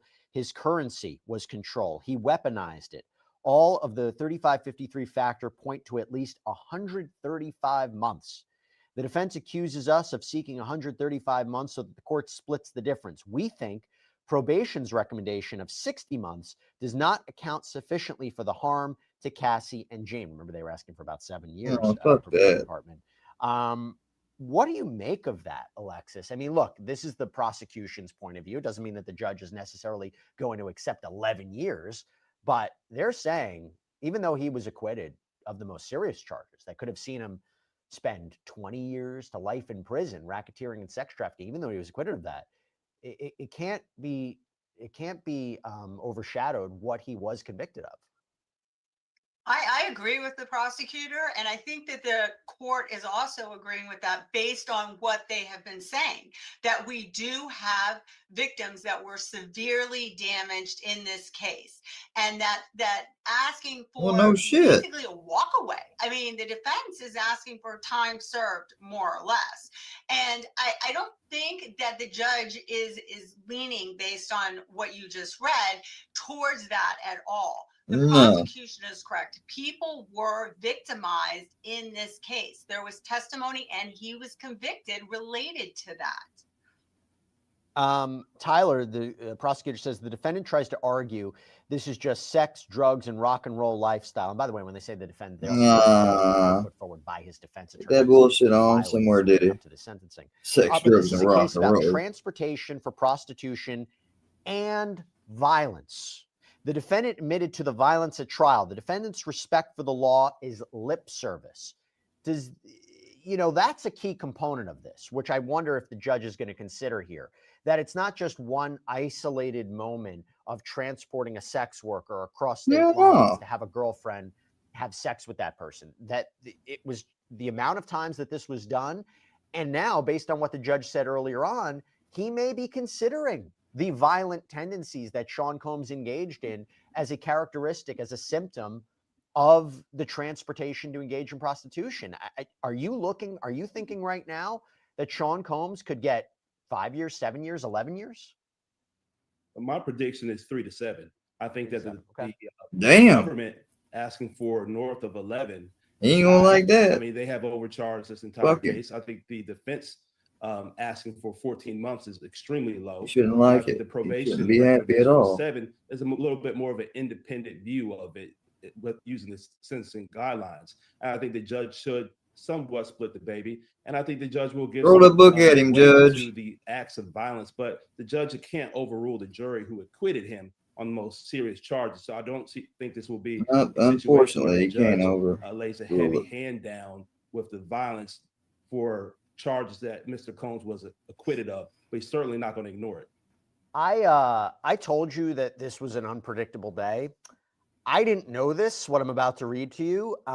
So Prosecutor Slavic and Sierra, I didn't hear this, maybe you did, just said Mr. Combs has booked speaking engagements for Miami for next week. That is the height of hubris. Yeah. He did this for 15 He thinks years. he's getting out. He was responsible for Oh, I hope that transporting pisses many the judge escorts. off like it should. That's a lot of freak Oh, offs so you and a think lot of hotel you nights. think you just He gonna knew it was stroll illegal. on up out of here, huh? I didn't know that, Sierra, because that would signify he thinks he's getting out. Fuck that If that's true. motherfucker. I did not know this either, Jesse. I mean, I'm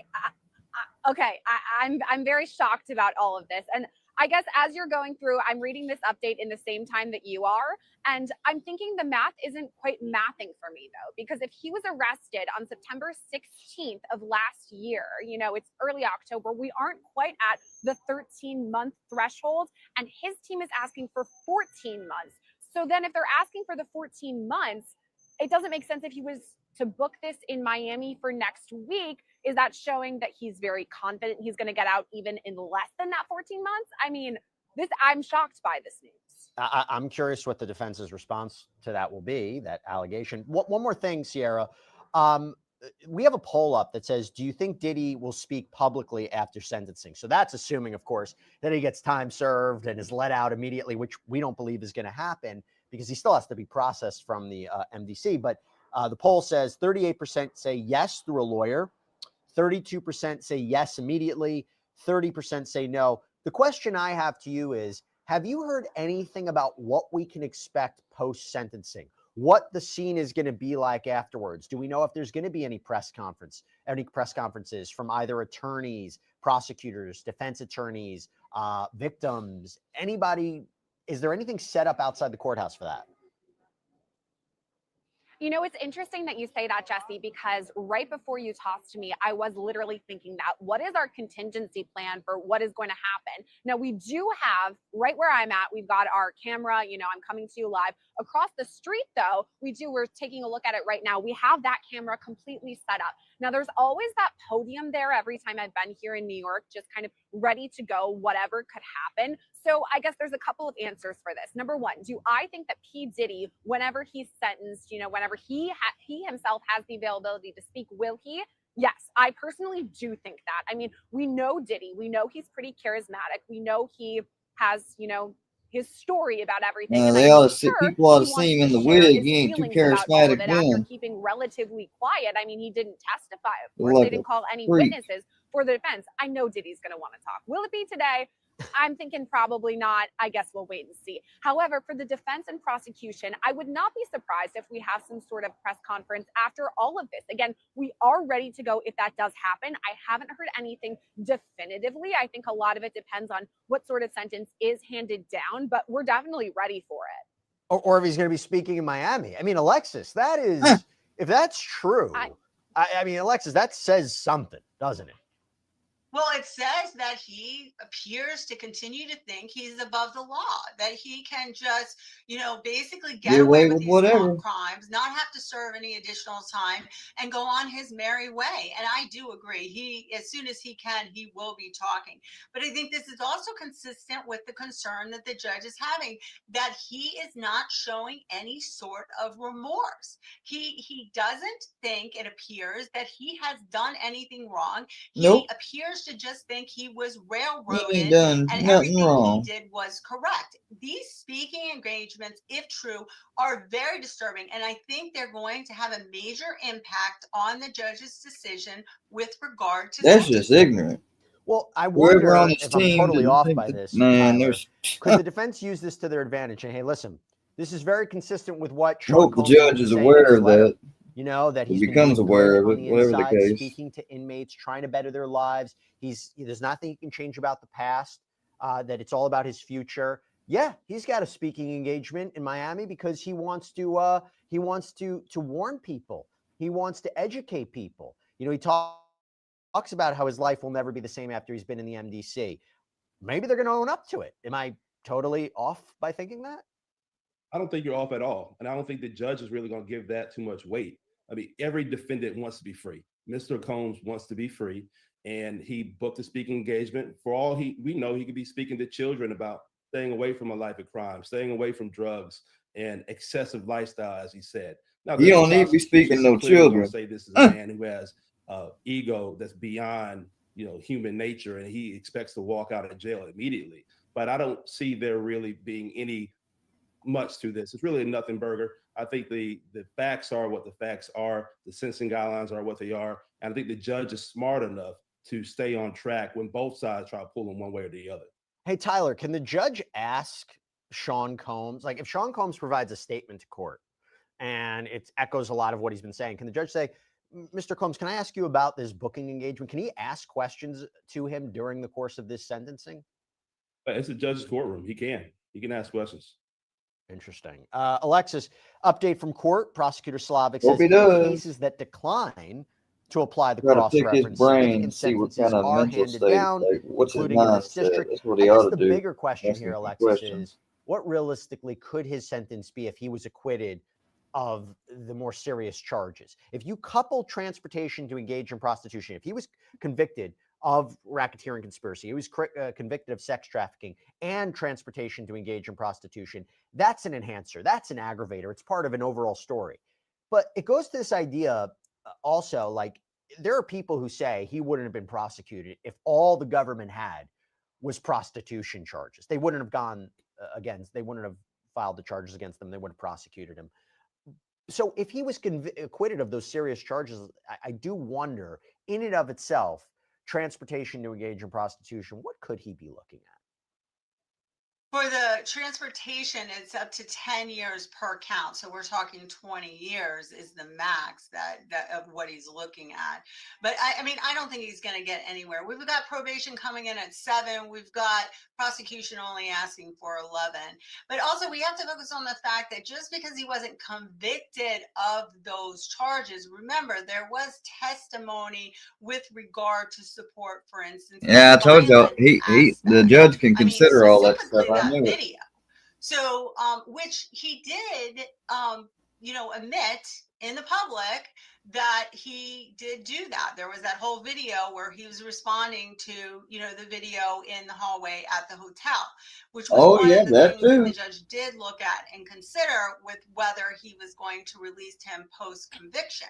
So, I mean, when they're saying that, like you were saying, the crossover, that the fact that he was acquitted doesn't take away from some of the allegations supporting that violent aspect. Now they're talking about comparable cases and all that. Here's my question, Tyler. You remember the apology video? Remember his apology video that he put forward right after CNN had published the 2016 tape of him beating Cassie Ventura? You couple that, I'm going to play that for you, and then you couple that with what he's saying in this letter to the court and what he might say in court, where he describes he's been reading and writing, working out, attending therapy, teaching a free game business course to inmates, sharing both successes and failures. Let's compare that to the video, and we'll talk about it. It's so difficult to reflect on the darkest times in your life. But sometimes you got to do that. Oh, shut up. I was up. Huh. I mean, I hit rock bottom, but I made no excuses. My behavior on that video is inexcusable. I take full responsibility for my actions in that video. I'm disgusted. Be more sincere if you didn't wait till after it came out. I went and I sought out professional help. Yeah, I believe that. I'm going to rehab. Had to ask God for his mercy and grace. He ain't doing Molly no more, did he? But I'm committed to be a better man each and every day. I'm not asking for forgiveness. Oh, trying to do the old reverse psychology, huh? Now, Tyler, I'm no psychologist. I can't read Sean Combs' mind, but I can tell you what the law is. And here's the problem. Here's the problem, okay? Problem is, if you listen to what the prosecution presented during the course of the trial, he committed crimes or allegedly committed crimes after that video. I mean, what was found in his hotel room when he was ultimately arrested in New York? Evidence of freak-offs or wild king nights or whatever you want to call it. There are people who looked at that video and said, I don't believe it. I don't believe he's sincere. So if we're talking about what he can say, what he can do in court to really fight for his life after he's already been convicted, are there lessons from that video? Is that video going to play a role here? What do you take away from it, Tyler? I think the video will play a role. It's out there and it's in the public domain. And Mr. Combs has said that. And he's essentially saying the same thing now in his letter to the court, where he apologized, take responsibility, said that he's rehabilitated himself. He's in jail doing the right thing now. And I think the judge is going to make a decision that takes all of that into consideration. Now, he has been in jail for 14 months. He just went on trial for his life. So this has not been a cakewalk for him. And being in jail is not easy for anybody. And so I think the court has a tough call to make here. But I do think that, the letters from inmates, him having an impact on their lives, I do think that the judge is going to say he has some redeeming value in the future of his life, but that doesn't mean that he escapes responsibility. There has to be some sort of accountability, and I think the court is going to be very aware of that in the sentence that they hand out. And I don't think they're going to let this be something where he just walks out immediately after being processed. Oh, we got a poll up. How are you feeling as we wait? 52% say here for the drama, 22% say anxious, 17% say hopeful, and 9% say angry. I think that's a good kind of, summary of the feelings of this case. Alexis, how much can a defendant's statements in court affect a sentence when there is no pro forma sentence? There is no mandatory, this is life in prison. It really doesn't matter what anyone says. There's a lot of room here. There's a lot of discretion. How much does it matter? How much does it affect what the defendant says? Well, first, if I was taking the poll, I'd have to say I'm here for the drama too. But secondly, that is taken into consideration. But I mean, some of these statements that he's making, as well as this letter from the inmates, I'm not buying what they're selling with the letters from the inmates. I have a concern that those letters were made because these inmates possibly think that when they get out, there'll be some He gonna do benefit to something them, for him, you yeah. know, making that once Diddy is out. So I'm not buying what they're selling there. But the court does take into consideration that. But what they're really looking for from the defendant is that he has remorse, that he acknowledges what he has done is wrong, and that he wants to move forward in a positive and be a productive part of society and not go back out and could, you know, reuse drugs and abuse people and do the things that he was previously doing. And with that he's clean, he's in jail. So I mean, that doesn't mean there are plenty of inmates that have gone clean in jail and went right back out, start using again. So that, you know, Yeah, to me, yeah. that doesn't say much Every either. all the This time. speaking thing, as much as Tyler is saying that he doesn't think it's that big of a deal, I think it's a huge deal. Yeah, because look I at books. I could turn around as a prosecutor and potentially argue that it's re-victimizing the victims, that he's going to go out and he's going to be living, you know, free, and potentially making these speaking engagements, making them feel unsafe. So, I mean, there's obviously good lawyers can argue both sides of the coin, but yeah, they're going to be looked at, but it's, you know, it's a balancing act. By the way, you know, Tyler, CNN is reporting that in court today, the judge has accepted that the range of 70 to 87 months, so we're talking about what, 5 to 7 years, that was recommended in the pre-sentencing report is appropriate, that there would be no reason to deviate from that. And also Oh saying that no. the guidelines allow a fine of $25,000 to $250,000. He's going to prison? Is that what we're saying? He's going to prison for several years? Is that what we're saying, Tyler? Oh, that'd be It great. sounds like the court has indicated that he's going to jail. I think the sentencing Oh, guidelines here in the yes. report that we Thank received from Lord of probation mercy. clearly showed that he hasn't given the sentence yet. But it seems like he's accepting the recommendation, and Mr. Combs is going to be spending some time in jail.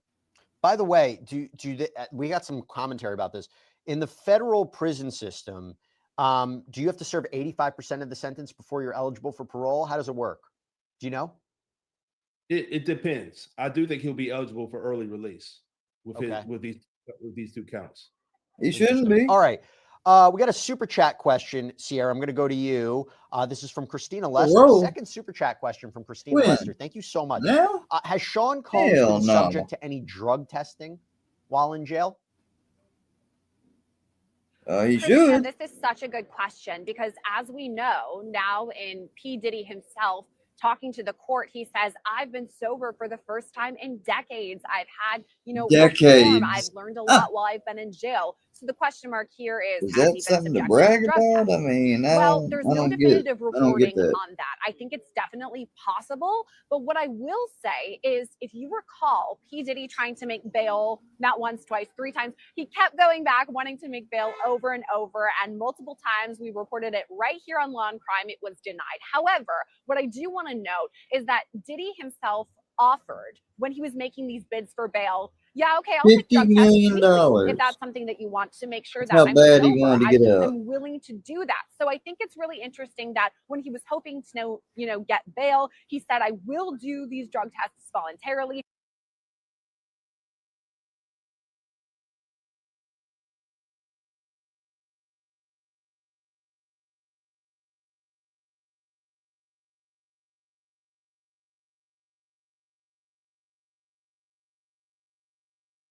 Now he's saying he is sober. So has he been doing drug tests behind bars? Unclear, but I guess I would tend to believe that maybe he is sober based on his voluntary drug test that he said he would do.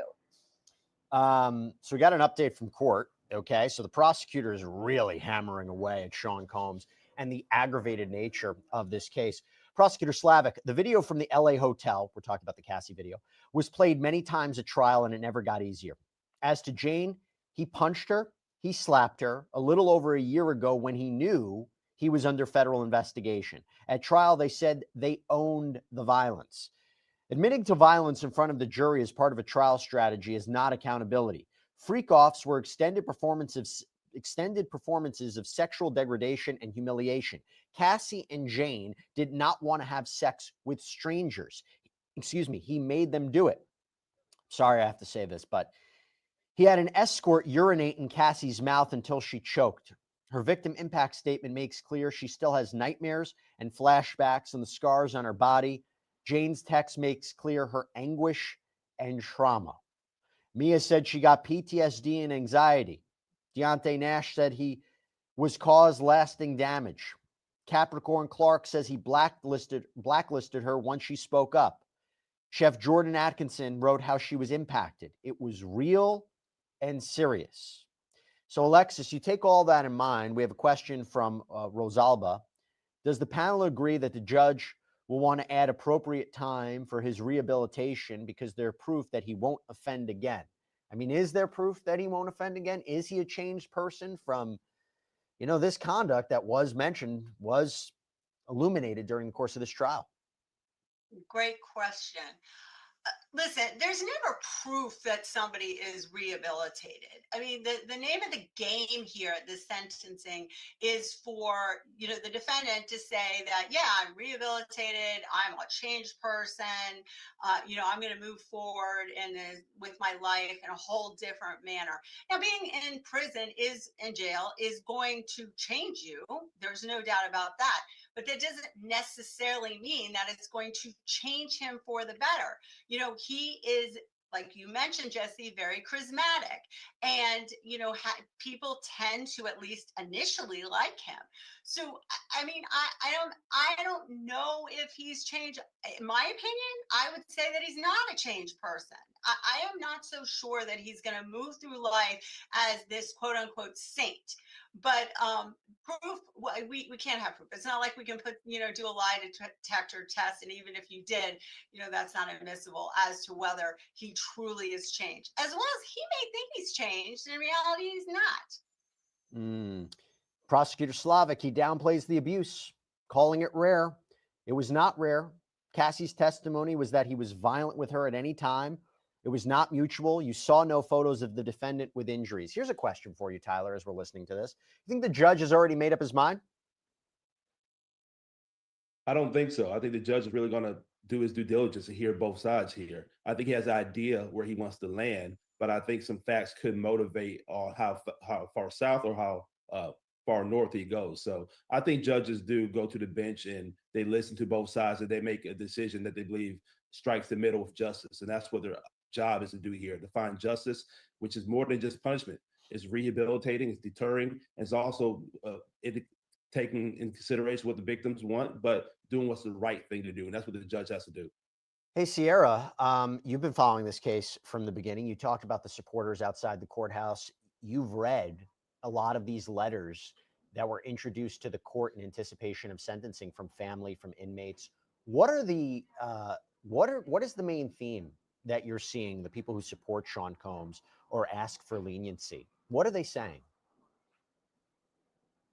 I think the main through line throughout all of this is that Diddy has learned his lesson. And I'm speaking on behalf of these letters of support for P. Diddy, basically saying he knows what he did was wrong. He learned his lesson. He's served his time so far for over the past year at MDC Brooklyn, and he's changed. This was a mistake. He's different now. And of course, talking about all the positive attributes that he has. I mean, there's a reason we're talking about P. Diddy today, because he's famous. And how did he become famous? Well, he was very talented at what he did. He was very charismatic. He was very charming. And I do think that he wooed a lot of people in terms of both the public as a celebrity. People liked to listen to his music or drink his alcohol or wear his clothes. But additionally, the people closest to him too, they say he's a great guy. They say that he is a positive person, that he's a role model. I mean, that video that was submitted, it was interesting to see the positive relationship that he had with his family. And once again, this is something that we've seen consistently at court.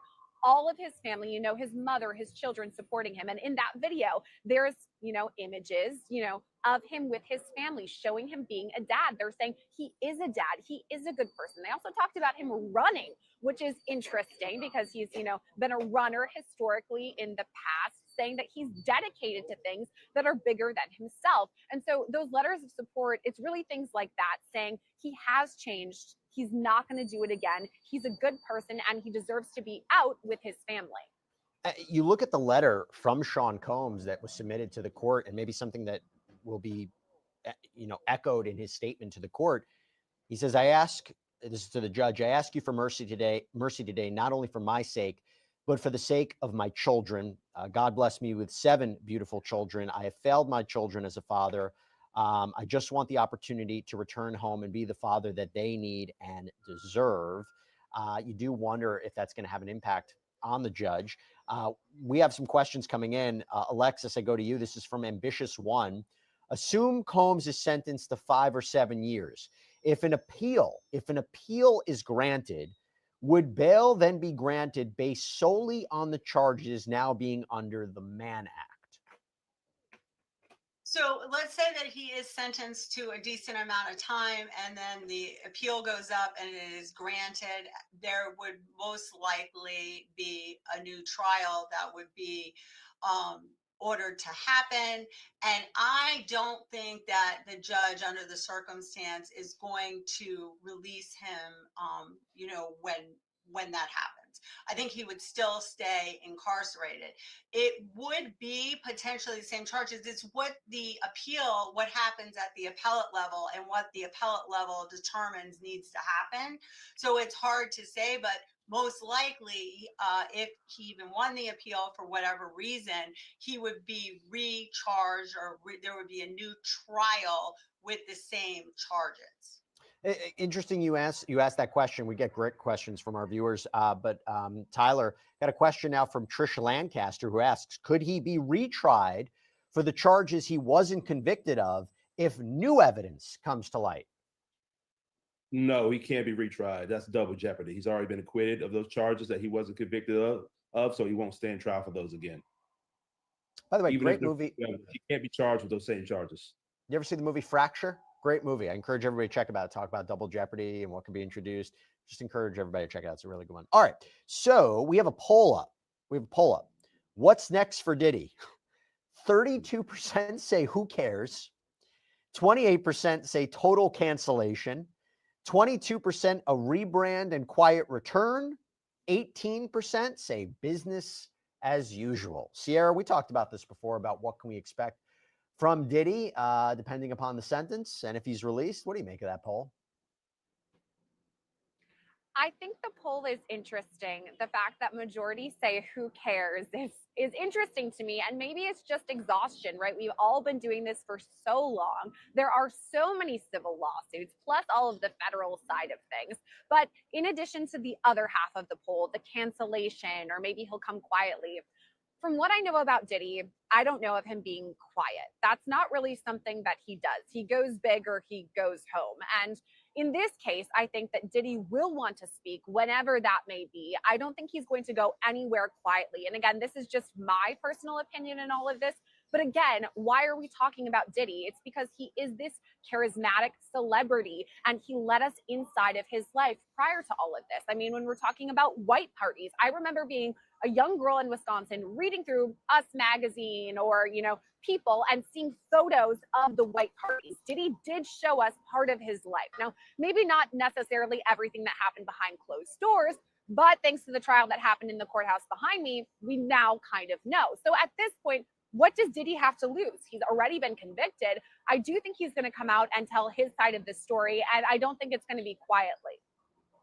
By the way, I was reading through People magazine too when I was younger. I don't know why. I just thought it was fascinating. I was very interested. It was the whole Brangelina moment. I was really invested in that. All right, side note. Okay, anyway, excuse me.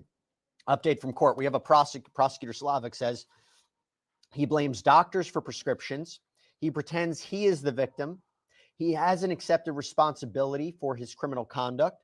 The information provided to his expert was incomplete. He will pose a danger at any age. He choked Jane at 54 years old. Prostitution causes other problems. It happens out of public view. General deterrence is needed. Send a message to all victims and to the public that this defendant's crimes are serious. You could encourage or discourage abusers. There seems to be a big point here, Alexis, of trying to explain why this is a crime, why this is serious, and why the appropriate sentence needs to be several years in prison. Because again, I go back to something. There are people who look at this and say, compared to what he was being accused of, prostitution, but the government is doubling down on it. I agree, Jesse. I mean, this case, as we discussed at great lengths, was a difficult case because you had a situation where some of this, not the violent part, but the sexual part appeared at some level to be consensual. And then you had a relationship going on. So I think the prosecution is trying to hammer down that we have a situation that we had this, prostitution coupled with this very elevated violence, and that these victims that were part of this have been severely damaged. And this just isn't a run of the mill. Somebody goes, to a street corner, gets somebody, has consensual sex, and then it's one and done sort of situation. That he did this repeatedly. He has only been charged with 2 counts.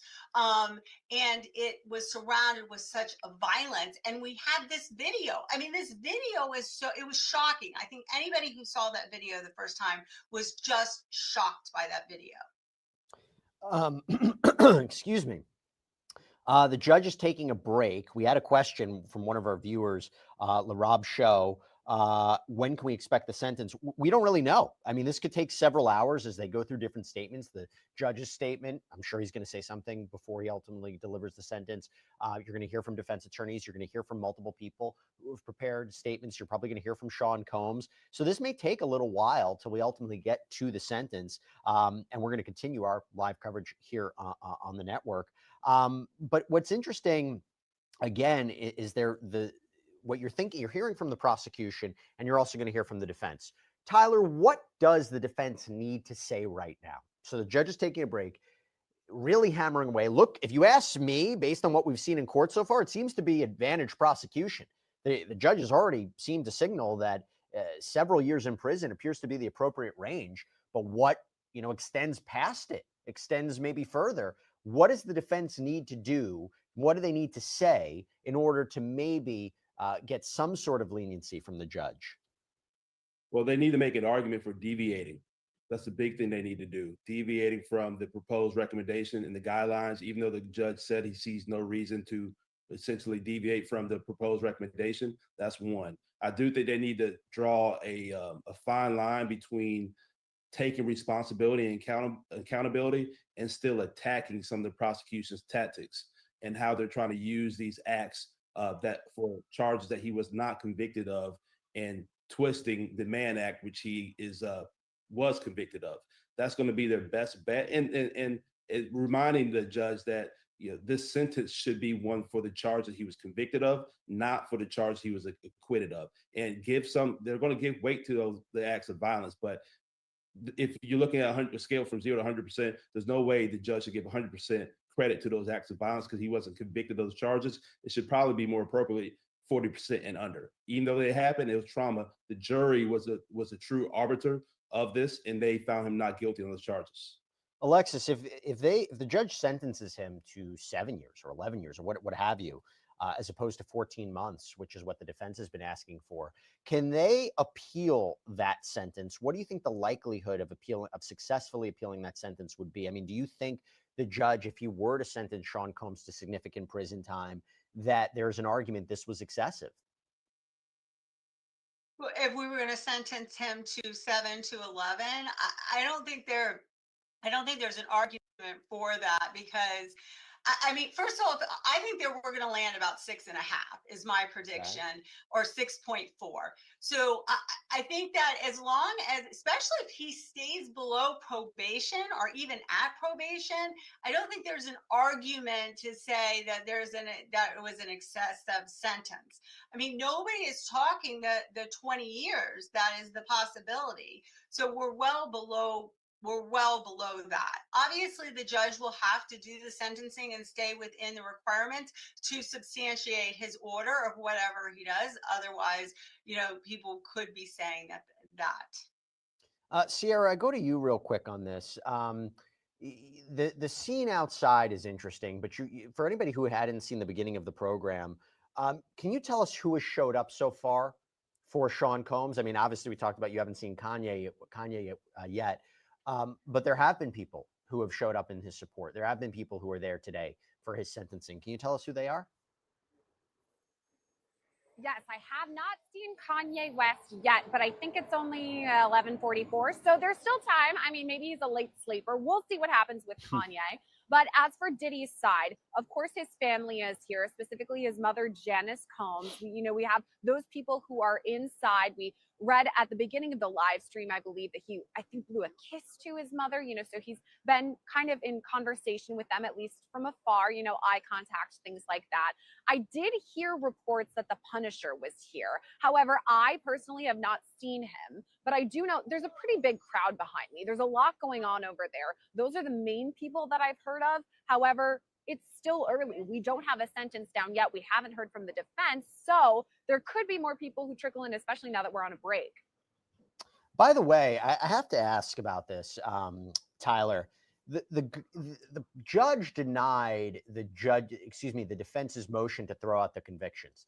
The defense had made a series of arguments about how archaic this law was, problems in the way it was prosecuted, prejudice by the evidence that was introduced. The judge denied it. And just a quick point of what the judge said: the government at trial presented overwhelming evidence of Combs' guilt under the Mann Act, meaning the transportation to engage in prostitution, on many occasions with respect to both Ventura and Jane. The government proved its case many times over. To any modern reader, the plain meaning of prostitution is sex for sale. Because they argued that this wasn't necessarily prostitution per se. They argued there wasn't a commercial aspect to it. He didn't benefit. They made a First Amendment argument. Basically, this was voyeurism. Were you surprised that the judge didn't throw out the convictions? And does that tell you anything about which way the judge may be leaning today? Not at all surprised that the judge did not throw out those convictions. The jury heard this case and they found him guilty of those 2 counts. And I think the judge will be clearly overstepping if he overruled what the jury found Mr. Combs guilty of. And we all sat through this trial. We saw all the facts of money being exchanged, things of value being exchanged for prostitution and acts of sex. There was some voyeurism there, but there's clearly prostitution going on, whether it's money paid to people to have sex with the victims or Mr. Combs engaging in the sexual activity as well. And there could still be an argument that him being a voyeur and there being money exchange was still prostitution. So nowhere near surprised that the judge did not throw out those 2 counts. Alexis, we got a super chat question from JRiz87. Thank you so much. Do you believe Diddy will get retried? So let's put aside the argument we've been talking about so many times on double jeopardy grounds. He's not going to be retried on racketeering or sex trafficking. Do you think he could ever be retried on transportation to engage in prostitution? So this is a great question. So a lot of people don't realize this, that you can be tried both without double jeopardy in state court and federal court for the same crime. So that actually is a surprise to many people. I think that here in this case, we do have, I'm not sure what specific crime that JRiz is referring to, but we do, a lot of them had statute of limitations issues that were attached to them as well. So if we're talking about retrying after a potential appeal on these 2 counts, I do not think that he's going to win an appeal. One more question to you guys. One more question to Tyler before I have to sign off. Tyler and Alexis, Sierra is going to stay with us. Tyler, we have this poll up. What's the biggest factor you think the judge should consider today? 36% say legal facts only, 29% say victim impact statements, 28% say the leaked hotel video, meaning of Cassie, and 7% say past allegations. What do you think? Well, the judge is going to do a little bit of everything, but I think the best is looking at the facts only. And do give some credit to the victim's impact statements here because they were traumatized, they were clearly impacted. He cannot ignore those. He needs to give those some consideration, the legal facts, and do what he feels just. That's why he's the judge. He gets paid the big bucks and wears the black robe. Alexis Rosenberg, Tyler Bailey, thank you so much for coming on. Sierra's going to stay with us. So stay with us here on Law and Crime. This could be a full day sentencing hearing in Lower Manhattan. We will be right back right after this.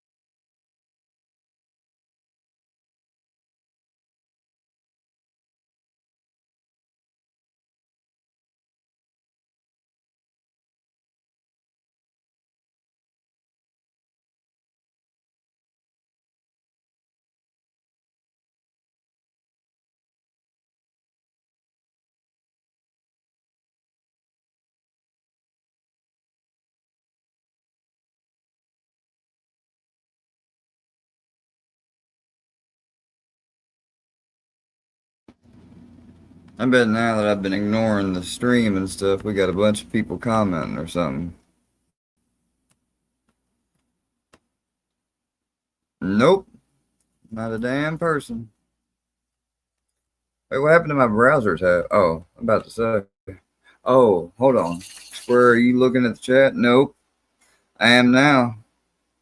Alright, the chat just now refreshed. 70% of white people. Oh, it's a book's reference. How neat.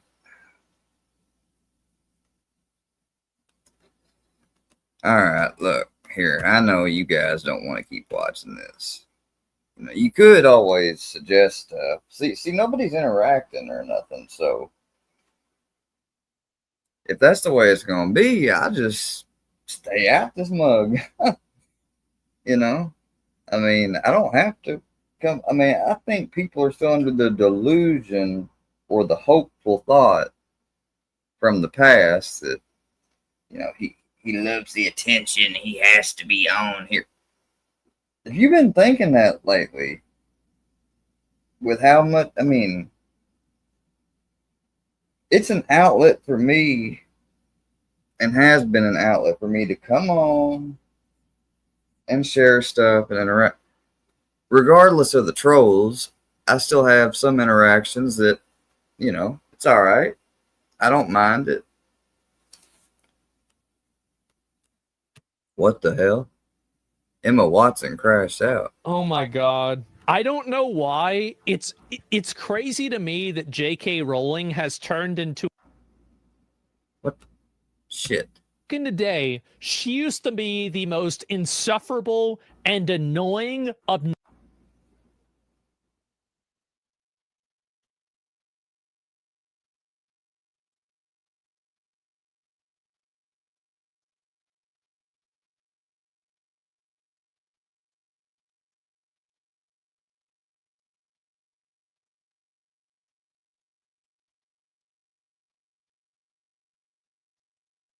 All right, sorry guys.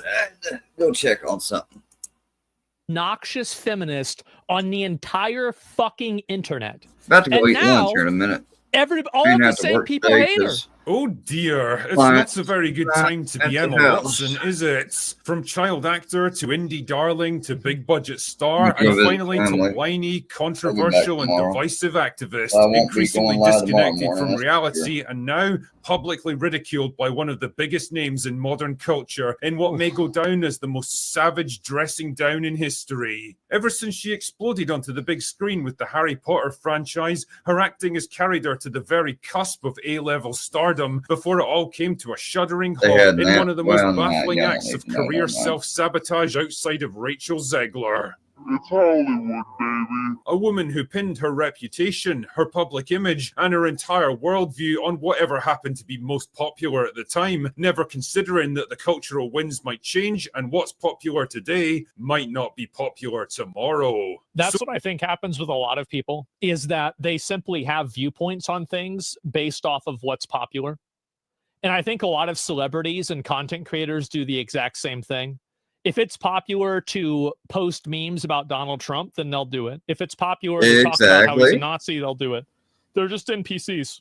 If it's popular to hate So fucking saddle up, Square dear and, viewer, grab you your know, not accept when he's trying to make a legitimate effort to fucking, you know, tell you, hey, I recognize I wasn't right for doing that. Even if you called me a motherfucking butt fucking faggot and said all this and that, like, I'm in that mindset and headspace now that I wasn't right.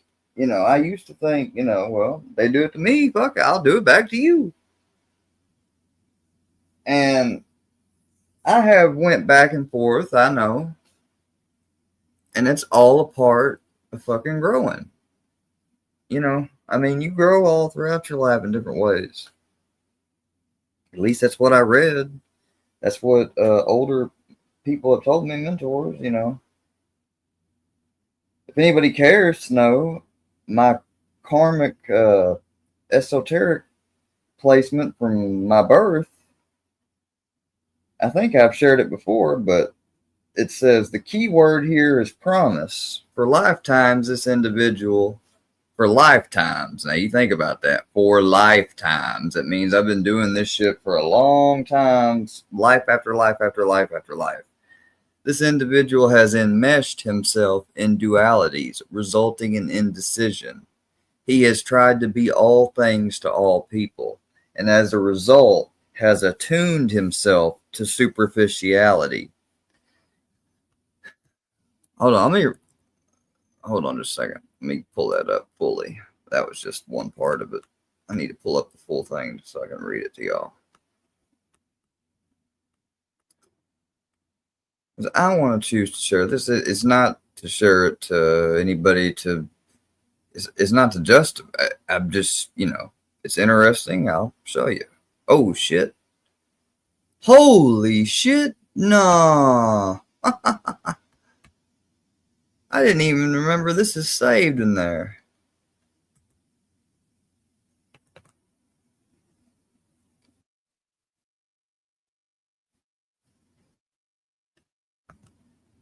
Yeah.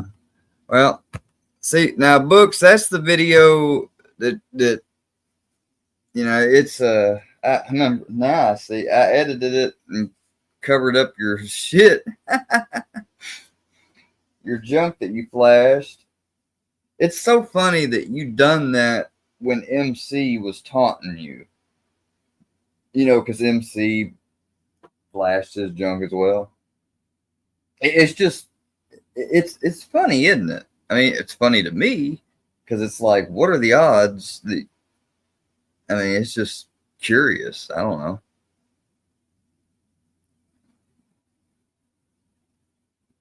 Holy shit.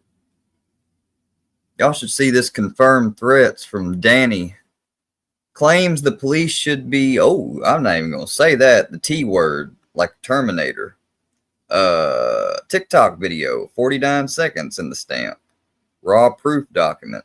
Shares that he wishes that Joe... See, now, if y'all actually... If the people that hate me so much actually had something like this that had the actual source, and it could show the source, and they're, you know, without having to manipulate it or cut it.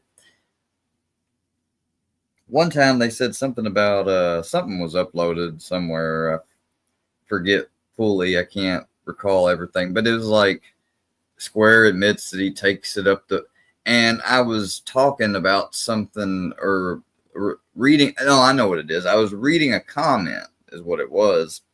And so they cut the video down to like 10, 12 seconds to where you only hear the start where I'm reading the comment, and then they cut it off right when I get done, so you don't hear me make my own comments towards the person that says it down in the chat.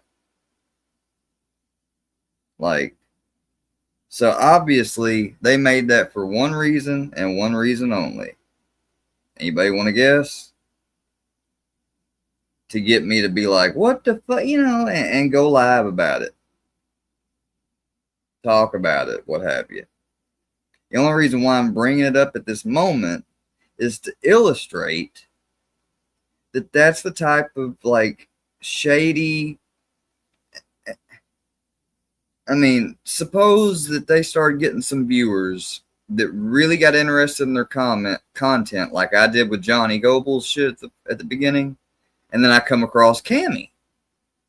And then, all right, so like I'm getting really interested, like I'm believing, I'm taking this shit as word because this person is presenting themselves in a manner that is convincing me and apparently a bunch of other people I see, unless they were just playing and a part of the fucking scam, you know.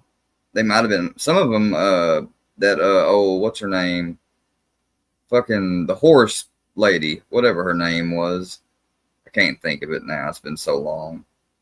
V or something, you know. She obviously was in on it and it was bullshit, probably, I'm going to say. Now, Creek Squad for Life claimed that she wasn't. And maybe she wasn't. You know, I'm not a fucking psychic. I can't automatically tell who's lying and who ain't. But, you know, I'm just telling it to all y'all. So, but what if, back to my point, what if somebody came across said stuff, right? Of the, you know, that was BS that these trolls made on me. And they're like thinking, you know, well, yeah, they do some trolling, but obviously, you know, sitting here saying that he showed this naked, this CP and all this other crap, like, obviously they're trying to really, you know, this other dude, people, I mean, they're so mad, some of them want to actually murder this guy. Like, he must be bad. Like, oh shit, let's check this out. And then one day they find out through whatever which way, oh, nearly 98% of everything they say, or how I should rephrase it like this, nearly everything they say that was serious or could be, you know, considered bad is bullshit. Some things like, oh, the time with the straw, or the time with the saying the thing to the police. But, you know, technically he wouldn't have said that to the police if they hadn't called him in there for bullshit at all. The white powder, Charlie D said, oh, that's lies. Oh. Well, shit, we need to spread this and let people know so they know for sure. And then they go around and they let them know, like, man, hey, that group, you know, it's not like the other ones which will actually tell you the facts. Like, they'll let you know, like, oh, this was a troll. Oh, this here is serious. Like, they did this shit. No, not these. So, and when that happens and they ruin their chance to actually grow an audience, because, you know, audiences don't like being lied to. Now, if they know or eventually know and find out that, oh yeah, that was just a troll, it's not really factual, it's fictional. The inspiration for it of this or what have you, parts of that might be true or what have you, but no, they don't do that. They don't, because they're only they only and are preoccupied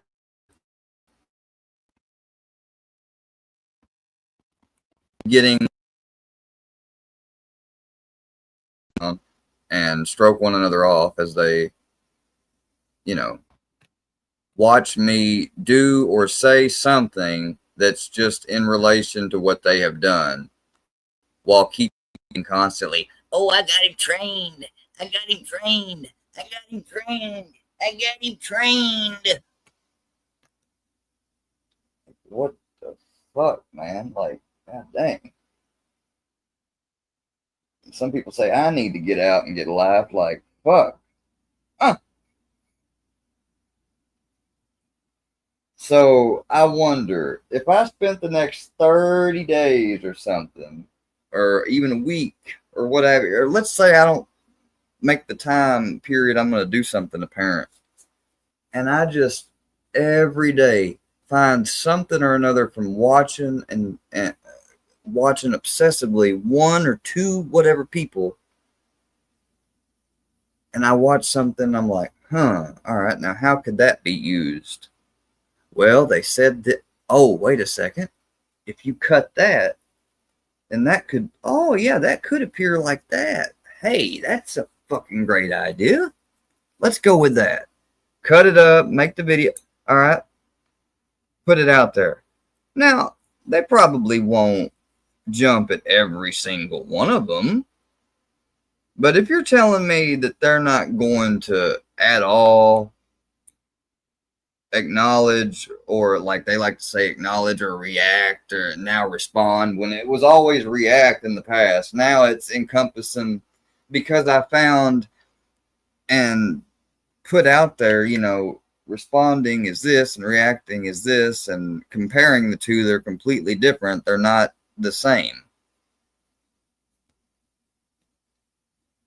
Well, now they just, put them together. Now they make sure to include response.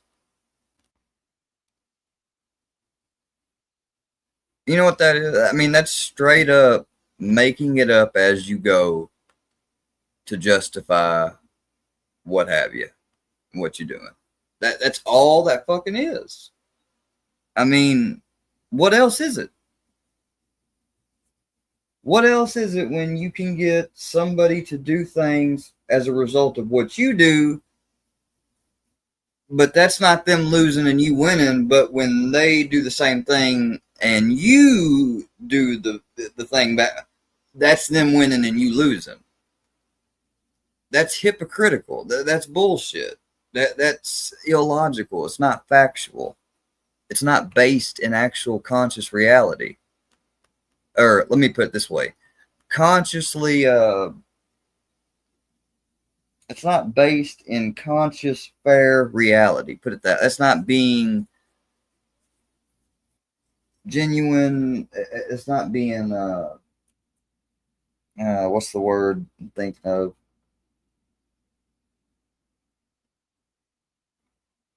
It's not being accountable to like facts and to the same rules that you hold the other person to. It's not. I mean, you can say it is, and people will say that it is, or what have you, because they can't even for a moment consider like, well, he's right on that. I'll concede and give him that. No, fuck no, they can't. Are you kidding me? And I know there's people out there listening or that will watch this later, and that I'm fucking being 100 with you. You know that that's exactly what it is. But the problem with you people that will understand and know that I'm being 100, you won't confront and call it out, though, because the fact of the matter is, you don't want a bunch of people doing it to you. We've seen it time and time again with Pollard, with Charlie, et cetera, et cetera. I mean, do I really got to go through and name all the people? I mean, come on. Let me go ahead and read this to y'all now. I got it pulled up. Keyword here is promise. For lifetimes, this individual has enmeshed himself in dualities, resulting in indecision. He's tried to be all things to all people and as a result has attuned himself to superficiality. Now he has strong karmic lessons to learn in areas of loyalty and allegiance. Eventually, he will come to see that by playing both sides against the middle, he can only hope to make himself the center of the sandwich, caught in the squeeze. Nevertheless, he retains a past life fear of committing himself fully to either side, for at least on the superficial level. He sees truth and right in both. He still believes a definite commitment to one side would leave him with the feeling of missing the opportunity inherent in the other. This ability to remain uncommitted enables him to constantly adjust himself to fit the needs of the moment. Like the chameleon, his colors change with his surroundings. In past incarnations, he was not too discriminating, knowing it really didn't matter where he gave his affiliation since he never gave his complete self anyway. Now he swings like a pendulum in the breeze, open to ride, if but for a brief time only, on the winning wind. He purposefully makes himself the pawn of others, and even if only for the moment, seems to agree with them so he can temporarily feel accepted and a part of something. Through many lives, his sense of self-identity has become not merely a single division, but filled with all the questions of everybody he has been in contact with. Since so many people have formed the building blocks of this inner self, it is impossible for him to be anything but a hypocrite. When he speaks, his facial expression as well as body language will change from sentence to sentence, taking on the appearance of the person whose words he is now trying to pass off as his own. When he makes a definite positive, truthful statement, his eyes will always examine the recipient to see if it was received as such. If not, it doesn't matter, for he will now start talking incessantly, trying on one collective statement after another, on for size, in the hope that somewhere in his collection of information, a few words might be worthwhile. He loves activity, and when circumstances make him feel cooped up or bogged down, he becomes highly nervous and restless. Always overprogrammed, he struggles to keep up with the myriad of details and people that fill his life. He has so much to do, and yet at the end of each day feels distracted from his purpose. In past incarnations, he never developed a long attention span. As a result, he spends much of his life constantly changing his mind about everything. At one point, he will go through conflict over whether to live in a large city or in the country. The conflict is between the continuation of his past life need to be with people and his present life desire to be away from them. Direction does not come at an early age. More often than not, it comes through the aid of a parent or an older figure who sets him on his course. This occurs usually after age 29. Underneath it all, he is unsteady. He has been so busy seeing the shades of gray in everything that he has difficulty seeing the light of truth in himself. For this individual, life's biggest task involves a quest for higher knowledge. Through the Sagittarius North Node, he must learn that in order for man to be capable of seeing the truth, he must first be the truth. He will go far if he teaches himself to speak from his higher mind, for the esoteric meaning of all he says will ultimately show him his real identity. When he starts to mesh with transcendental thought, he will begin to reach a spiritual union within himself. First, he must work through his karma of perpetuating trivia and come to see that participating in gossip is the greatest sin against liberty. Then he must turn his back on all past life residue of pretended sophistication and reach for all that is only real and natural. Ultimately, he comes to see that although a coin has two sides, it's still only one coin. When he develops this perspective of vision, he will be able to transform the knowledge he has acquired into divine wisdom. The house position of the South Node shows the areas where past life personality conflicts still plague the lower mind. The position of the North Node shows the ways in which a higher consciousness must be developed and can be developed into a vehicle which enables him to rise above all conflict.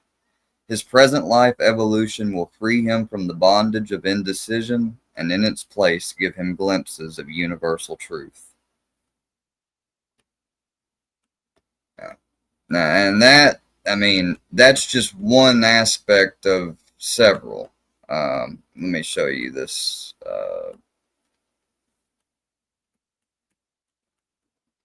Hold on a second. I got to pull it up. It's on the other one. That's right. I got two windows open. Oh, that's not it. There it is. That is the book that comes from. And when I got this from my mentor, Bud, friend, he wrote, there's sections in here that don't apply to me at all. But he wrote, if you look, he wrote and then scanned, like he scanned, printed off copies, and then on the copy that after he printed off and then scanned in, he wrote here. If you can see that, it says here, and you go through.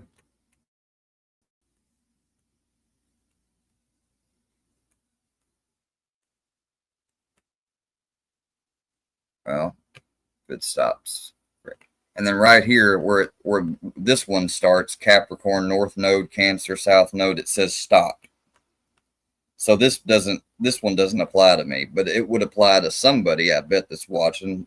Like this one says, the individual's learning how to achieve maturity and past incarnations had a tendency to look at life through rose-colored glasses, seeing only what they wanted to see with the definite conviction everything else didn't exist.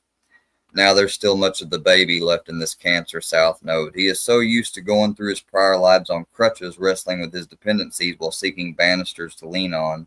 His current life is a resultant shambles of escapist, childlike habits which keep impeding his growth. Truly, this is the perennial infant, desiring at all costs to maintain his role as the focus of parental intention. In areas of problem solving, he'd rather have his parents do it. Everybody he meets and knows, be it friend, business associate, or marriage partner, becomes the symbolic parent to pick up the pieces of his misery, protecting him from being hit by the falling sky which he has created. He even creates his own self-inflicted illnesses if they bring with them the slightest hint of gaining love and affection. So, I mean, you know, that would apply to somebody who ever has in their position. I don't know how to even read these, like be able to calculate them for people. But as you see, it says right there above stop, you know. So that one, that Capricorn one, that doesn't, you know, I'm Gemini. That doesn't apply to me. But when I read that before, when I first got this thing, I don't want to identify them exactly, so I'll say somebody I knew for many years. I swear that when I read that Capricorn one that I just read off to y'all, I was like, oh shit. Like after I read the one about me, like it really it fucking wowed me, because I was like, no. But you know, after I was wowed, I was like, no. And then I read that next section, and I was literally at this, you know, in the same room, presently, actively with that person. And I was reading it to myself. They were on the computer. And I thought to myself, I looked up and I looked at them, and, you know, they're in front of me, so their back's to me. I'm looking at their back and their head while they're looking at the computer. And I'm thinking, holy shit. I was like, that's them. That is them. Oh, this shit is like, I mean, that wasn't a single only. Years of having that. About, when did I get that? What year did I get that? 2000 and, believe it was late 2013. Had to be. Yeah, because I was up in Murfreesboro. That's right. It was in Murfreesboro when I got it, and because I got that other stuff with. Okay, yeah. I was in Murfreesboro. I was with my dad. I was with stepmother too.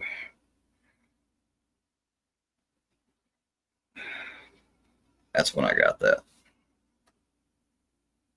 So we'll start at 2014. So so for the past 11 years, I've lived 11 years since having that. And I've looked at my life and situations, and there's been plenty of times where either, get a bad result, getting in a challenge situation, fucked up, any type of conflict. Not every time, but in a lot of them, significant ones that I can recall, I would remember that. And I would think, fuck, like that. I mean, that there ain't no doubt that shit's true. The way it said the key word here is promise. When I make a promise, I need, like, my biggest challenge is being able to keep it.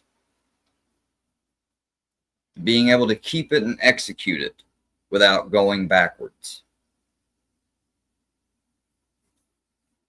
It's so many building blocks form my inner self. It's impossible for me to be anything but a hypocrite.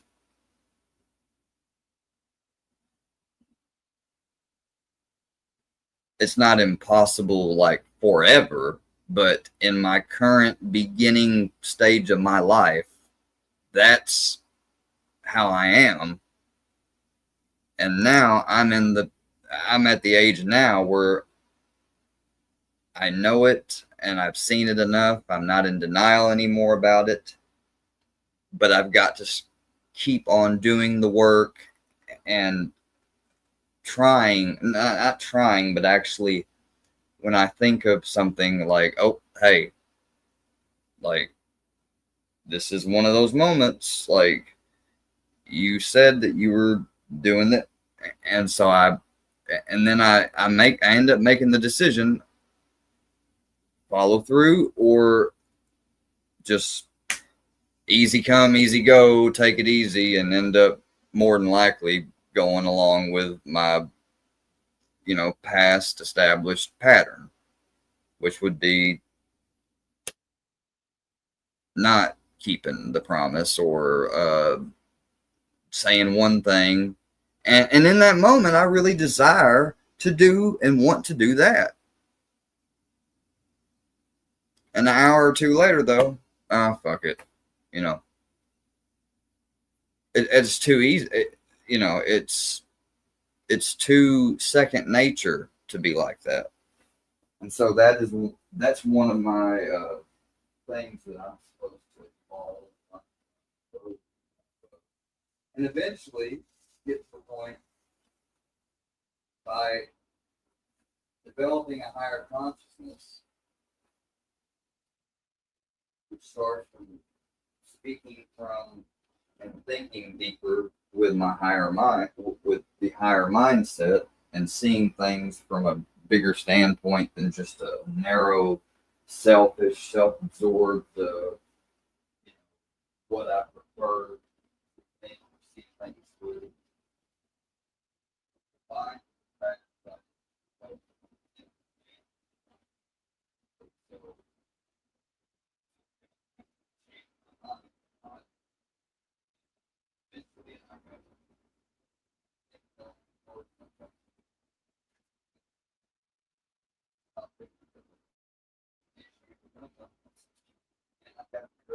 What logically, factually, spiritually, etc., all the aspects lines up.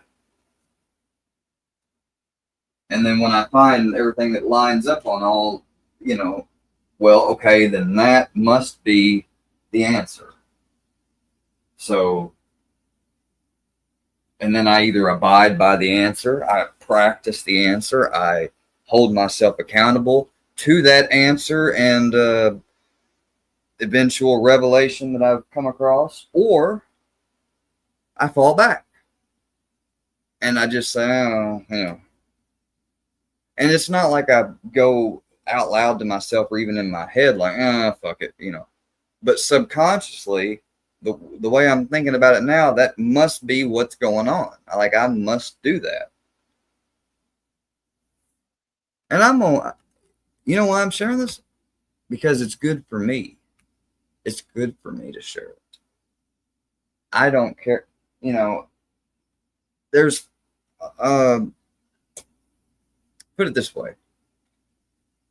The fact that anytime I do a live or talk about whatever, whether it's fucking Diddy to the Three Musketeers to something that's about karmic stuff related to me, and then sharing something that wasn't identified as a part of my chart from my birth and everything, but yet I read it, so somebody can easily take that clip and be like, oh, look, he referred to himself and said he's the perennial infant, blah, blah, blah, blah, blah.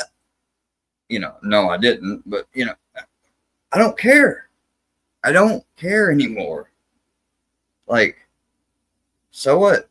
Like, even if you somehow got 20 people to believe it, legitimately, oh, well, fucking well, they're not in my life. They're not a factor to me. You know, I'm not trying to, this is not a popularity contest anymore for me. Maybe it was when I first came on. Maybe I did want to damn near get along with everybody and impress everybody, whatever. Who knows? I'm not thinking too deep into that, but that could be it. I'm just saying one possibility. But it's not anymore. Because after what happened last time with Bambi and them, I said to myself, like, all right, you know, here we are again.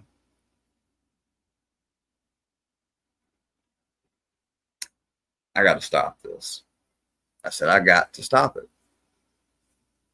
I don't fucking need anybody on here to actually go for it. I was like, why have I thought that? Well, you know, haven't had my car. Haven't had my car. I came on here.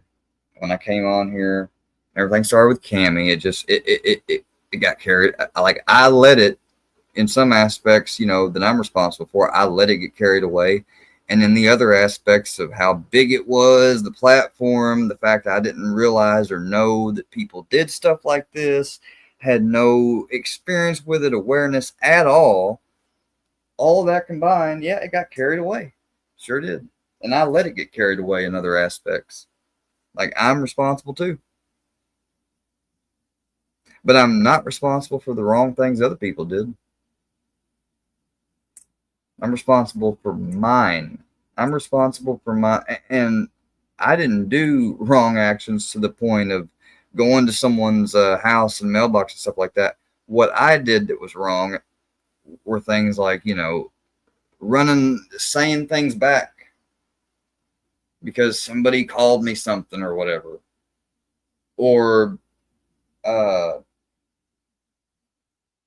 like I said, I have to work through my karma of perpetuating trivia and gossip and come to see that by participating in gossip is the greatest sin against liberty. I didn't really understand that. I'm trying to think on it more now, though.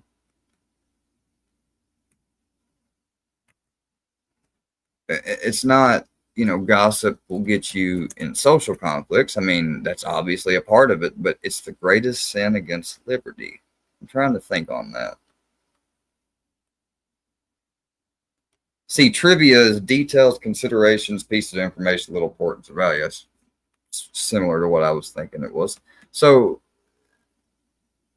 we fill our life. Here's a used in a sentence. We fill our days with meaningless trivia. Yeah.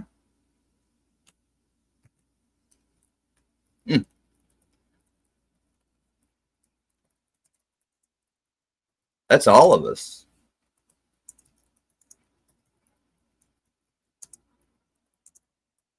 But particularly, you know, with me, it has been too.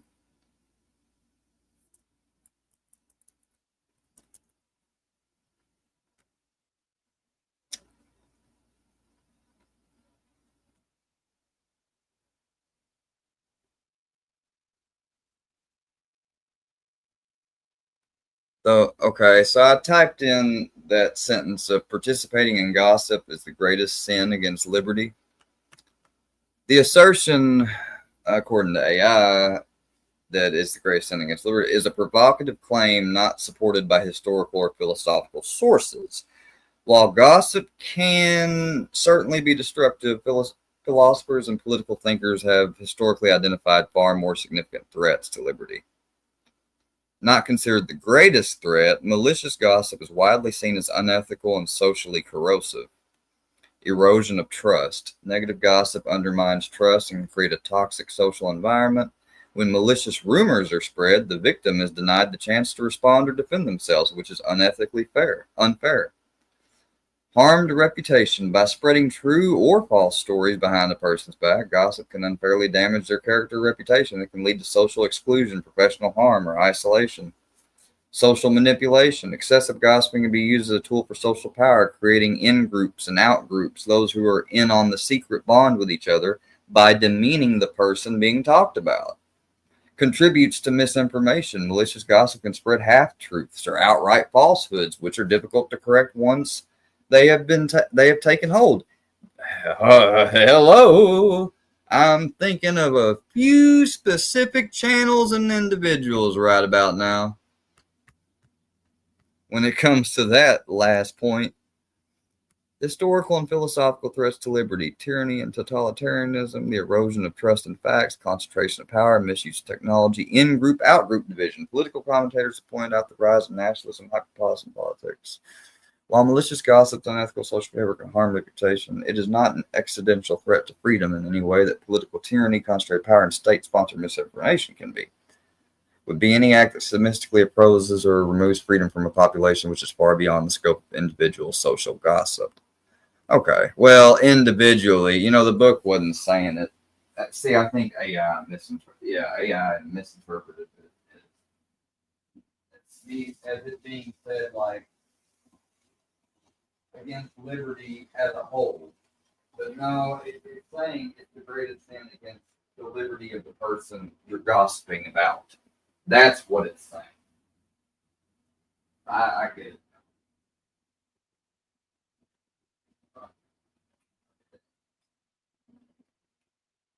Right?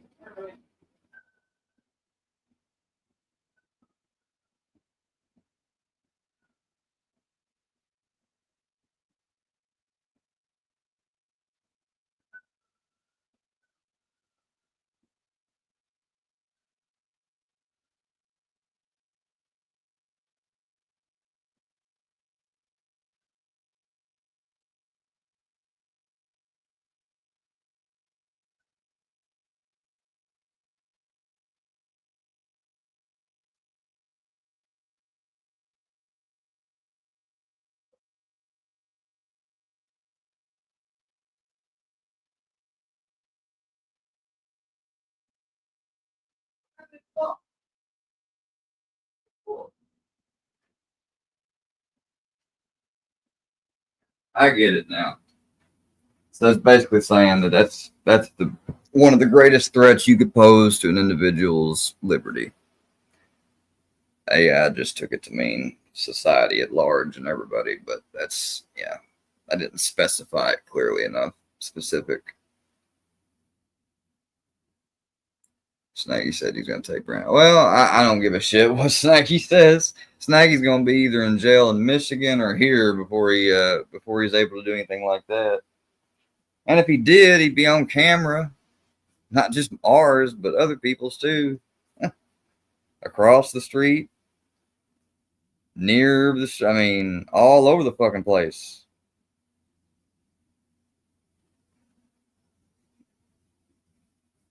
Brownie is at home area now. Yeah, I just seen him a while ago. So he's ready to be let in now. He's at the door.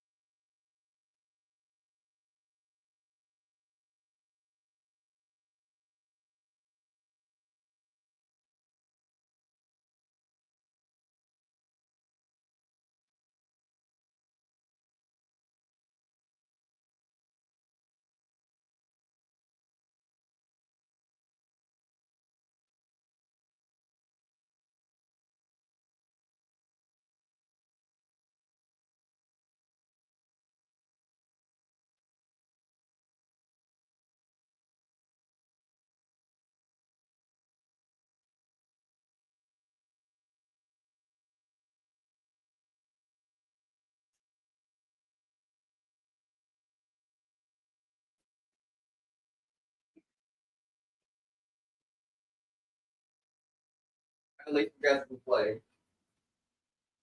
Play and ran. What do you want? You want a bacon strip, don't you? You want a bacon strip. Dad, I want a bacon strip, Dad. Come on. I'll give you one. Come on. Come on. Yeah.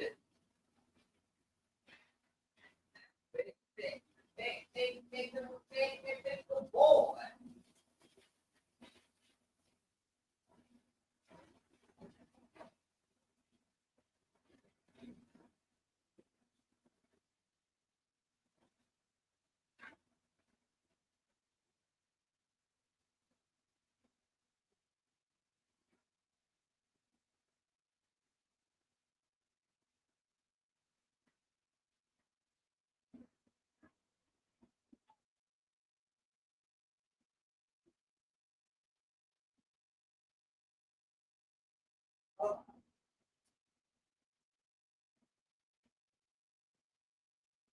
Ow.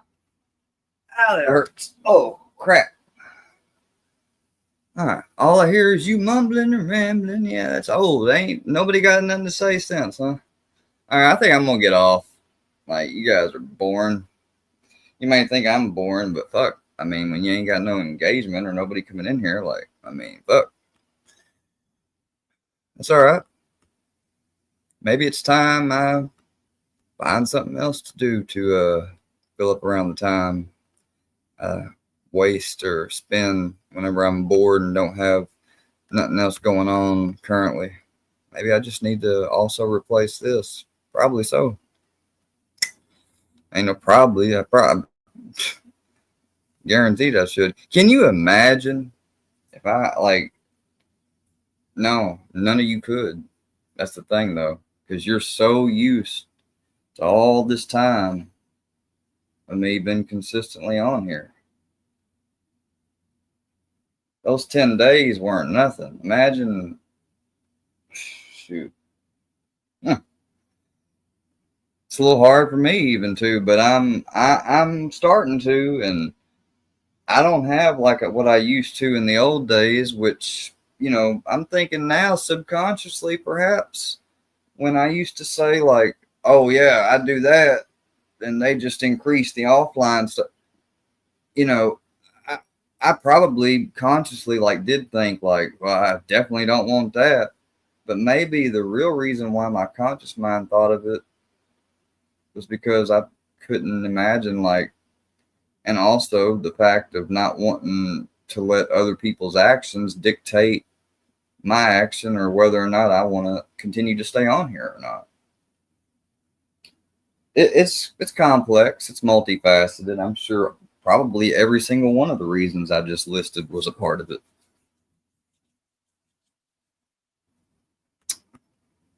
More than likely, that's I think that was the main answer right there.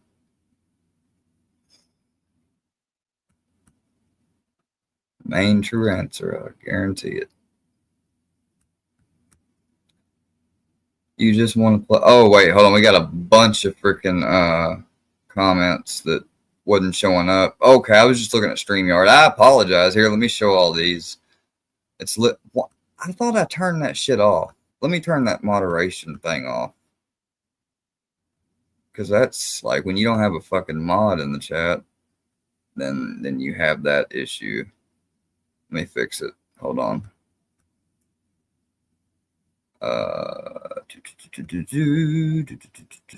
Community moderation. There it is. Set preferences for, we want live stream, messages and live chat. None. Save. All right, we got that finally turned off now.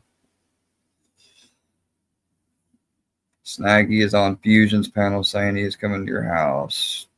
Okay. And I've got several reasons that I could list, but I'm not going to because it would just serve no purpose. But I'm sure the imagination of everybody out there can pretty much think of them, of why that would be a bad idea. Plus, I mean, that would just make it easier for the Hayti police to arrest his ass for the crime he just committed here a while back. I mean, they said that doing it long distance the way it was, it's going to be a while, you know. Gave me a case number and everything, but you know, which is more than I ever had done with the last police department. I could tell you that. I never got a case number for any of that bullshit. So say what you want, you know, but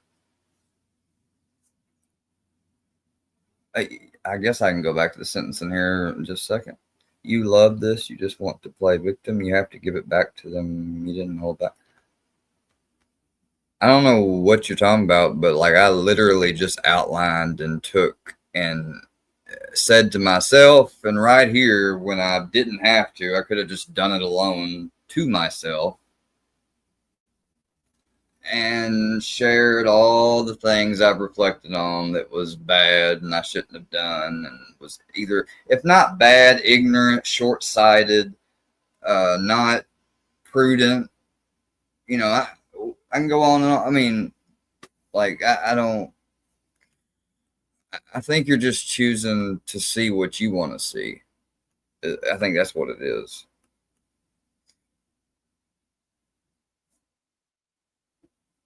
Oral golden, oh, nasty. Fit tail in jail getting that booty prison freak off. As Mr. Are you looking at the chat? She needs some more meat on her nose. She has a skull looking nose. You think Paula baby oiled Seth down? I don't know. I don't even want to think of that. He's pulling up because of Harlow. Okay, now we're back to all them old comments. All right, well, I've seen all the comments. Really not that many, but there were some that didn't show up because of community moderation. So we got that. I'll go look at the Diddy thing real quick. We'll see where it's at. If it's not on, I'm probably jumping off now. It's been 3 hours.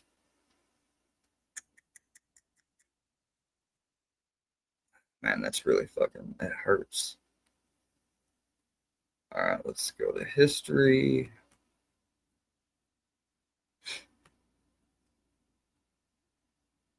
What you doing, Brownster? What you doing? Snooping around Grandpa's room? Let's see. Brownie's over there in there smelling. From the looks of it, I can see just out of the corner. He's just went through the door barrier. Let's see.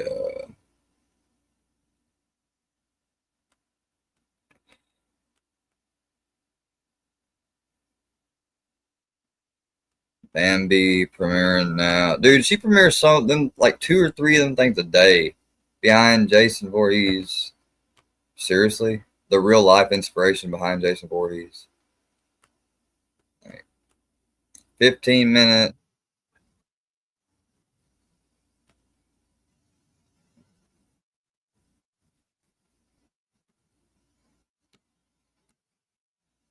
The narrative explores real-life inspiration behind Jason Voorhees. It delves into the fears of parents regarding summer camp and tragic drownings, the social treatment of outcasts, and the transformation of grief into violence, as seen through Pamela Voorhees. Story examines how folklore and cultural anxiety shape Jason's character, making him a symbol of inevitable terror and consequence. Literally premiered 5 hours ago, has 11 views and 6 likes. Oh, bless her heart. She has to put out so many of them, 2, 3 a day. And then you got to combine the views in total to, you know, probably make herself feel good. Definitely couldn't just do 1 a day.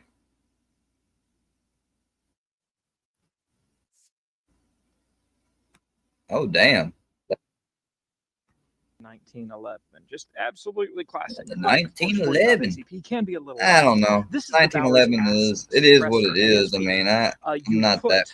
A little bit of wire pulling gel or another. You're not going to see me even be if it's like just water in it, because it is a wet only suppressor. Oh, gotta have it. Only that. weighs No. 5 ounces. So I'd rather have a fucking little. There's no need Beretta. to put a what is it? booster. I'd rather have an M9. Yeah, the one that the Army just with Stop. full power 45 rounds. Typical 1911 there. Contract. What it sounds like, 'cause it's the one they had the actually quite contract for the last whatever, the Beretta M9. That's I like that. I think that's a really good one. Quite impressive out of a 45. I cannot believe they Definitely got a hearing contract for the SIG P3 fucking 20. Everybody knows and loves the 1911. Tell me that they Just reversed that, absolutely classic. But, of especially course, after that 45 airman can be a dying. little loud. This is the Bowers After just ASP putting suppressor ASP. taking his You holster off and put putting it a down. little bit of wire pulling gel or another ablative, chest. even if it's just water in it, because Like it SIG is a wet P320 only is like suppressor. one of those It only weighs 5 actual, ounces. So since you it know, weighs firearms so that little, there's no need to put a and depending booster or a upon piston or a nipple device in orientation, there, bump, and we can and now fire especially it main thing is, full do you power, got one in the 45 chamber? And rounds. 90 something Typical percent people 1911 will there. always Let's see carry what one it in the sounds like, because chamber. it's actually quite impressive. Most people that don't are like brand new to concealed carry or different things, and you know they just Quite and that's impressive I mean out of a 45. I don't my mind's not fully made up, but Definitely hearing I've safe. heard people say it's dumb to not carry with one because Everybody knows you're and carrying for loves the concealed carry 1911. Just and you absolutely have a classic. But, situation of that course, 45 develops ATP all of a can be a little sudden. loud. This is the You've got Bowers suppressor seconds, maybe ASP. You microseconds put to make a little a bit of wire decision pulling or gel to or another do ablative, what you even if need it's to just do. water in it, because And it is a wet cracking the only slide and suppressor. having to It load only when weighs shit 5 starts hitting the ounces. fan So since it is weighs so little, you there's could no need to put a inadvertently ride the booster or a slide piston or a and nipple not device in basically there, having a and we can malfunction, now not fire and it then guess what? with Oh, here they full are, power 45 rounds. just 5 feet Typical away from you. 1911 there. You don't have Let's enough see what it time to sounds like, rack it 'cause it's again. actually quite By the impressive. time you do, they're going to be Yes. taking it out of your hands from you, you know, what have you. So it Quite just, impressive out of a you 45. know, it's, you know, do your own research on it. That's all I can say. Definitely hearing safe. Pretty cool. Yeah, but I think 45 is just, I wouldn't have a 45. I just wouldn't. If I had ever got a 2011 or 1911, it would be one of the ones that's more modern and new that is in 9mm. Just would not fucking have a 2011 in 45. I just don't think 45 is necessary. I think it's going to be an over penetrating round. From what I've seen and heard, I could be wrong. You know, I'm not an expert. So today we are going to be talking about the Taurus G3C and why it makes for a good compact handgun.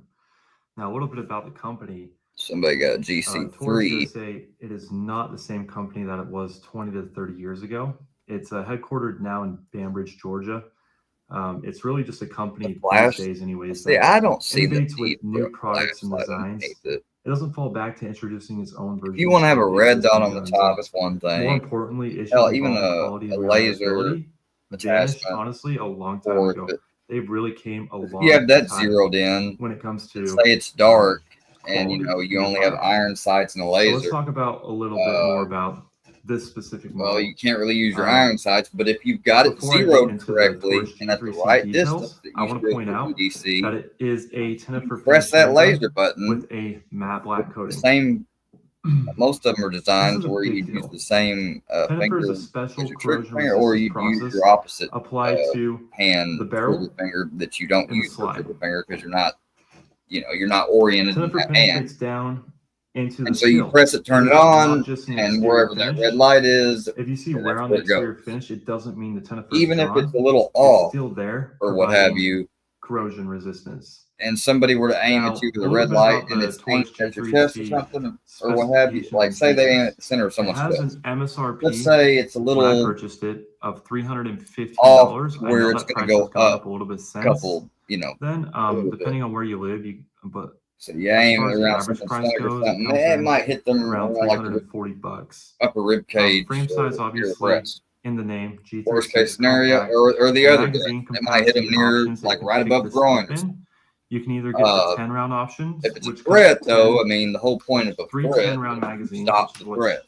is what I picked I up. mean, it'd be better Or you than can not get having the a one red that comes with light, 3 you 12-round know, in a dark magazines. scenario You and can only also get iron another one on sights. their website, Could you which is still this potentially stop a threat with iron 17-round sights in a mag, very dark environment? and Yeah, you don't. that I plus mean, one it's in not the a chamber gives ultimate. you 18 It's rounds. not gives you a good ultimate amount of fucking, ammo to shoot with. you know, no, you especially being in can't a answer, compact.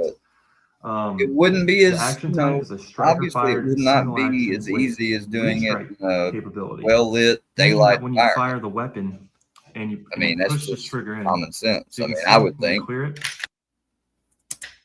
nothing in there. When you push this Why is he in, wearing gloves? you hear that second click. He's scared to right like. there. So that's a little fishy. That essentially will. Then make again, the maybe it's timer not go his, off, and and he's, or for maybe whatever reasons, the first. I don't know. The kind of weird to me. barrel 22 out. Safeties is a trigger lever and a gloves manual on slide almost lock like and it's thumb safety stolen or loading something. chamber indicate all sides. There were no fingerprints on When I this. put the mag in, the 17 round mag, no problems, feels really good in the hand, and it drops freely and smoothly out of the mag. I don't like that solo The fish. same come out. The magazine release I button just is don't just that think slide that that's a good attachment. here. So, and, That's my opinion, though. is My opinion's just like a nose or asshole, whatever. Everybody's got one. Men can get pregnant. No, they fucking can't. Why berets aren't? Why did some armies ban berets in combat zones, even though they looked so iconic on the battlefield? Let me explain. At first glance, berets seemed like the perfect soldier's cap. They were light, easy to fold, and fit under a soldier's helmet. Soon enough, they became a symbol of elite units like paratroopers and commandos. Yeah. Many troops wore it proudly, believing it gave them both identity and practicality in the field. But in real combat, the beret quickly turned into a liability. Most assumed the beret ban came because helmets offered more protection, or because berets were just for parade use. But that's not the whole story. In reality, berets offered zero shielding from the sun, rain, or cold. Worse, their soft wool soaked up sweat, mud, and water, making them uncomfortable and unhygienic That in harsh makes- terrain. yeah, that Even makes in a lot of regular sense. battlefields, their flat shape gave no camouflage effect, making silhouettes stand out. Why did some armies ban berets? Hey, it is what it is. But I mean, you can't lie. Fucking beret looks badass. Watch this man's reaction when the But practical, not very much, it seems. expert reveals a shocking truth about his gun. Smith & Wesson Model 1, the gun that could have been a Colt. Roland White, the patent holder for this cylinder here, used to work for Colt. Colt didn't like the idea, and so he went over to Smith & Wesson. They started to produce this. So first revolver that was loaded from the back of the cylinder rather than the front, which was safer and very easy to reload. What do you want to know, Rick? The barrel right here, I would the think. chrome plating is wearing completely different than the rest of the gun. You see how badly corroded it is here and not nearly as bad over here. I don't know if the front barrel's been replaced. We have 1, 2, 3, exactly 3 3/16. You can see pitting where the original metal has been exposed. But the biggest thing is whether the grips are real. They would have done this in pencil, so we're looking at pencil here. That's a 47. It looks like a 41, but I'm going to go ahead and say it's a 47. So the big question, what's all this worth? I'd say $1,000 to $1,500 is what this gun would bring. Watch this man's reaction. Oh, that's not really a lot. $1,000 to $1,500. Yeah, he's gonna be like, I can do 500.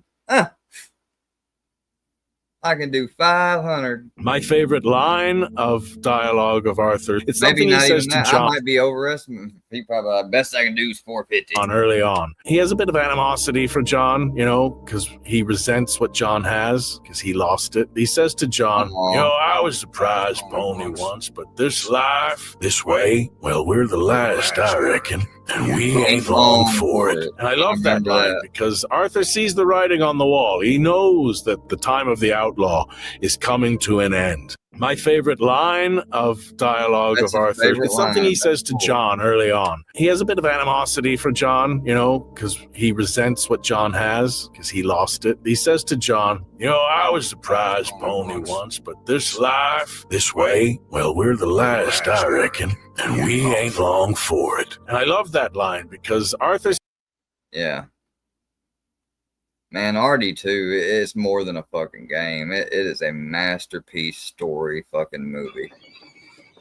It really is. A movie that you can, you know, uniquely interact with and make your own in certain aspects of what you choose to do. Dang, that was a good quick draw. I should look for another line of work. You know he's freaking using mods, though. These PC fucking gamers. Yeah, you definitely don't smoke. That cigar smoking's a mod. Because in the regular game, he takes like one drag off a cigarette or cigar and throws it. Like, you don't smoke and hold it like that.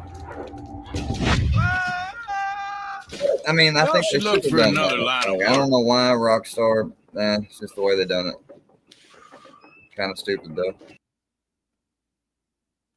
How John Marston's actor. Was there ever a moment that you guys thought that maybe Red Dead Redemption 2 wasn't going to be like well received as much as the first one? I never had a doubt. When I walked in the first day, I think that it was Roger and Ben Davis were shooting a scene. I can't remember who it was, but I watched the way that our studio was set up. They call it the volume, which is like the stage that you perform on. And there was a glass wall. I mean, obviously you could just watch. You could be in the green room if you were quiet enough. They couldn't hear you and you wouldn't disrupt anything, but you could watch everything that was going on. I remember the first day that I left, I called my wife and I was like, this is going to be really good. Was there ever a moment that you guys thought that maybe Red Dead? What sort of scenes did you guys feel like you were grappling with when you were doing the voice acting? What did you connect with? So there was a very different character, I guess, really, that I played between Red Dead Redemption, where John was this grown man who had a sense of purpose and was, I don't know if he was mature or what, but he was strong and he respected himself at least, right? And then I went and started working on Red Dead Redemption 2, where John's younger, and he was such a punk. I can't stand this guy. I mean, I'd love to play the role still, I did, but it was difficult to go from what I knew to what now I'm doing this other thing where I thought, this is frustrating. I don't like this. What? I mean, I guess that's part of doing a prequel. You have to like go back. One thing that what's happening? Hey, I want to show you this real quick. Oh, that's not it. One thing that you may or may not know, I don't know. We don't get the script in its entirety. We get it in just little sections, and then those sections are given to us out of order. It's hard to pretend like you know something that would be correct to ad-lib if you don't really understand exactly what's going on. I mean, by the time we really shot the thing, yes, we were fully informed and knew where we would be on the map and a lot of different details. But if we had the entire script, we might be able to suggest, like, can we try this? You know, whatever. And if we did, I bet you they would say, yeah, try it. We may not keep it, but sure, try it.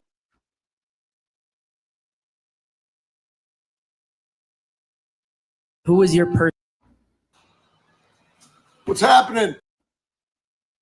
Who was your personal favorite character? And who do you think like your character's favorite person was in the gang? I really liked, and I know that everybody's going to say the same thing. Maybe I'm wrong, but I think people really, really enjoyed Charles Smith, and I think people really enjoyed Sadie Adler. John may have really enjoyed those two the most too, because they stuck together to the end. But also, I'd say John probably would really appreciate Arthur more than anyone by far. He changed his life. Who was your personal favorite character? Yeah. And who do you think like your I just wish they had Arthur already figured when they made the first one they had mentioned. What is your best advice for performers who want to work in video games, who want to be in Red Dead 5, 6, 7, 8, 9? Yeah, I really wish there was like A magic key? Yeah,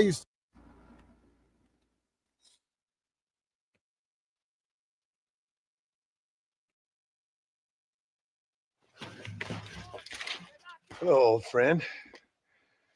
It's been a long time. Hello, brother. It's good to see you. I heard you was coming. You took your time, no? Come on, you're not gonna shoot your own brother, are you? We was family. Yeah, we were. Then you and Dutch went crazy and family didn't mean so much. So now you do the government's work. And what do? You just work for a different government. Come on, brother. I think we should go our separate ways, huh? What you and Dutch did was wrong. And the way you left me was wrong. No, I ain't the judge, but as it turns out, it's you or me. The way I see it, might as well be you. We thought you was dead, brother. I promise. I'm telling the truth. Besides, I can give you Bill. In Dutch is in Colombia. I can take you straight to him. You left me to die to save your own skin, and now you expect me to care about you? You got it all wrong, brother. I've always loved you, even now.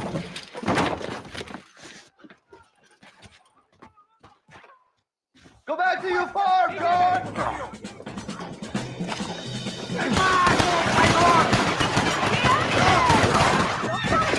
Go, my friend! He's getting away!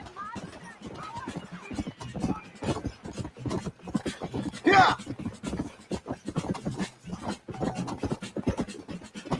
Go!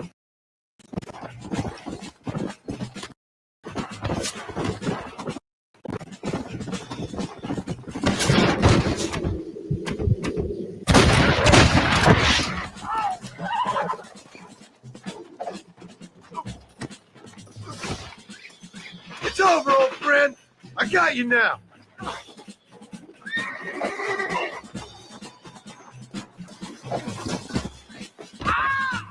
I'm taking you in, my brother. I'll let the others judge you. Where's Bill?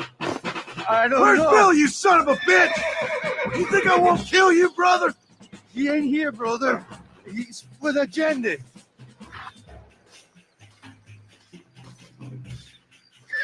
You get smelly in. It's a little late for revenge, John. I ain't here to kill you, Javier. This is just business.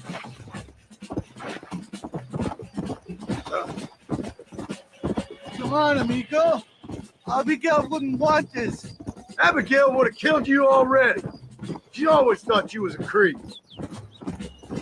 We was family, brother. You and me. Like Cain and Abel, I guess. Leaving each other for dead. Finally, you have what you came for, my friend. You're gonna be locked up for a hell of a long time. Unless they choose to hang you.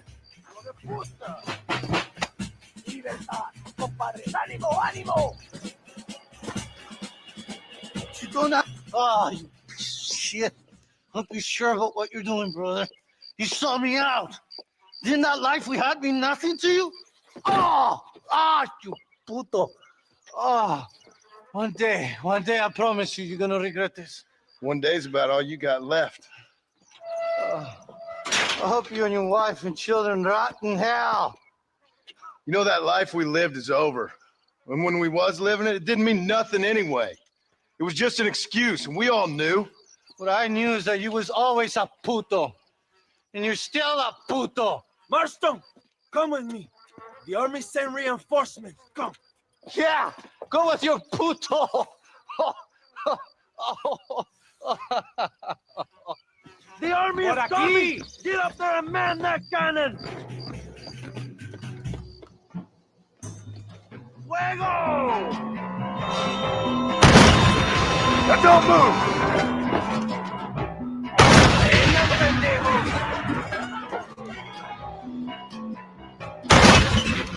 We did it, my brother! Especially is ours! ¡Cúbreme!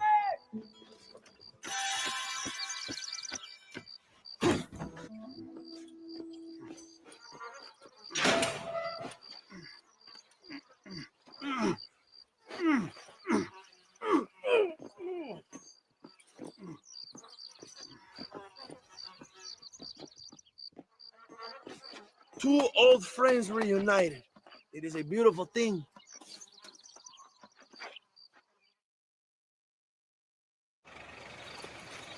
Mr. Marston, fancy seeing you down here. I must say it's a pleasant surprise to see you. You've done well, Mr. Marston. Now, Javier here gets to see how far the hand of justice can reach. Come on, you. Get in the damn automobile. Can we assume one of my commitments is cleared? Unfortunately, nothing is cleared, John, until your obligations are met. We need you to find Williamson, then head to Blackwater as quick as you can. We have reason to believe that Dutch Vanderland is in the area. Oh, your wife sends her regards.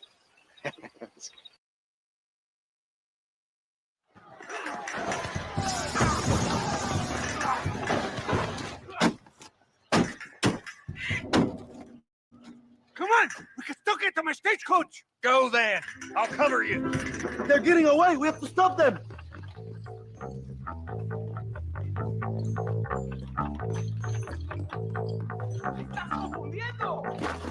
¡Vámonos! ¡Date prisa, cabrón! Come on, John. Let's get to the horses. I thought you was tough. Stand and fight. Vamos, mi hermano. We can kill them together. Let's go.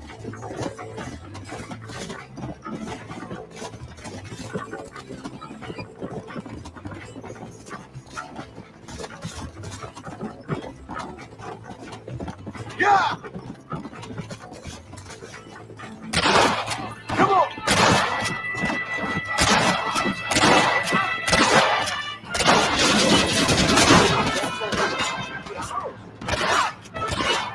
¡Nuevo paraíso es mío ahora!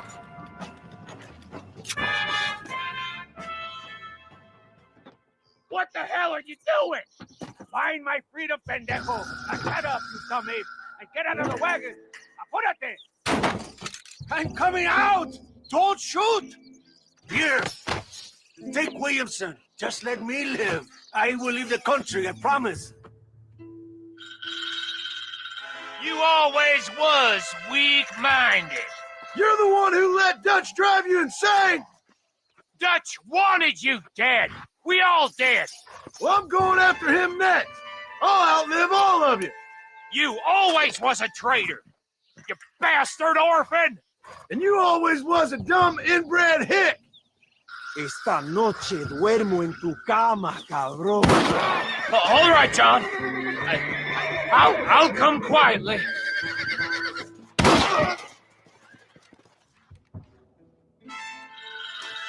Allende is dead. Mexico is mine.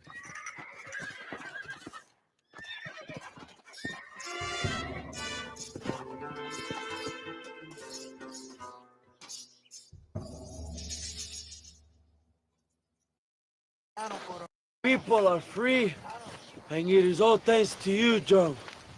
And to the people who laid down their lives. People like Luisa. Oh, yes. She was very brave, and she will be missed. Who was she again? Your peasant girl wife-to-be? Oh, yes, of course. She will have a day named after her. Laura's Day. Luisa. What? Oh, yes, I know Laura as well. Magnificent girl. Like riding a pompous bull it was, amigo. You never saw anything like it. Anyway, enough about sport. Let's get back to politics. I trust you will join us in riding on the Capitol. I'd love to, but with Williamson dead, my jailers need me back in Blackwater. Hey, ¿qué hacen? Levántense. Well, I must say, I'll miss you, John Marston. I doubt you'll even remember me, Abraham, but it's been an experience. Good luck with the revolution. If you win power, remember why you wanted it. Well, travel safely, amigo.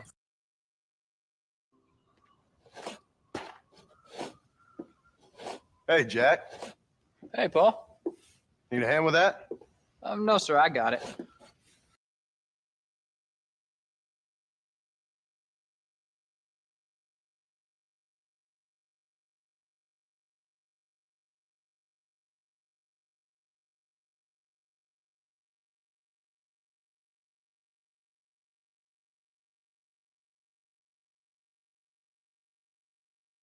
I kind of feel like the strange man more to me would be like the devil than God. That's my opinion. Sharp, looking sharp, but also like, People think that the strange man is death, don't they?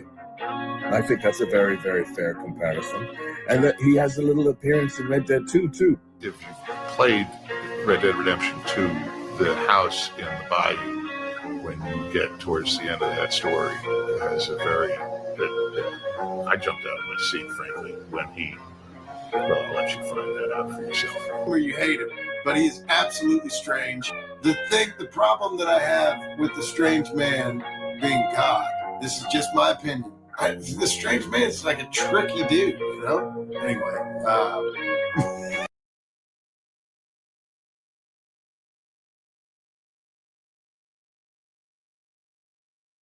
Do you remember Jimmy Brooks, the scared civilian who Arthur can choose to save or kill at the start of Chapter 2 in Valentine? Well, there's something strange about him. So there's this character called the Strange Man, who many consider to be Death, as in the physical manifestation of death.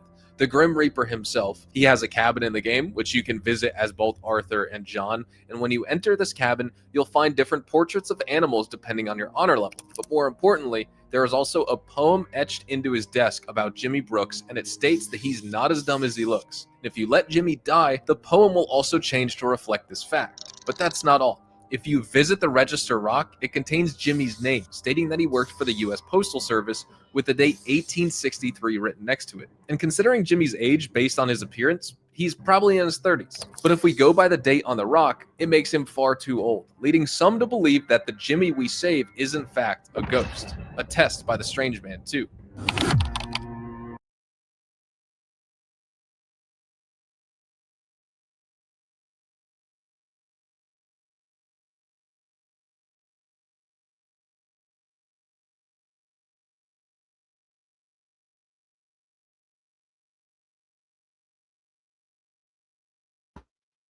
Alright, I'm back.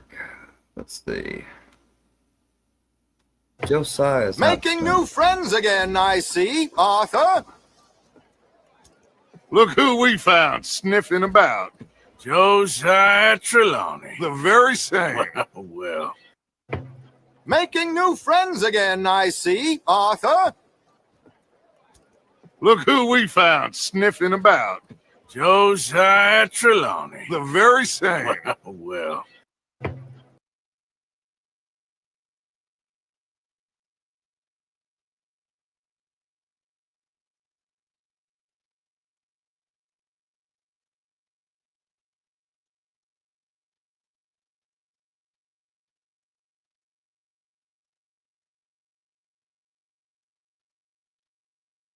You want to see where Death lives?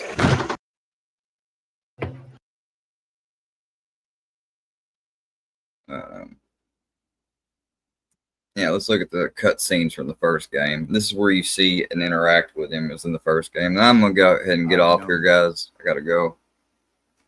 Marston, Do I know you? I hope so. I seem to know you. I'm pretty good at remembering faces. Are you? Do you remember Hattie McCourt's face? Who? She was a girl Dutch Vanderlyn shot in the head on that raid on the ferry a few years back. Same one you got shot on. Pretty girl, until her eye was hanging out by a thread of tendon and her brain was plastered over a wall. Damn. Not really. Huh. Then why would you remember me, friend? You've forgotten far more important people than me. That they think a lot of people say him saying you've forgotten far more important people than me is a reference about Arthur, like because John doesn't ever talk about Arthur once he's gone. Really, he doesn't like to. It says in the second game. What's your game, friend? I don't have a game, John. Listen, sometimes I just wish I'd known more about life. Wish I'd had better guidance. A friend of mine is drunk as a skunk in the saloon on Thieves' Landing. I think he's going to be unfaithful to his dear wife. Okay. Why don't you head over there and see if you can advise him how best to proceed? The fuck? Why? What do you think I am? A nursemaid? I know what you are, John. Just if you've got the time, friend.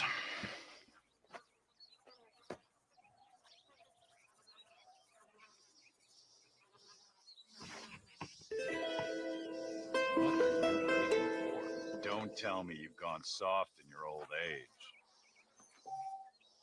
Go, John, go. Or are you not the man I thought you were?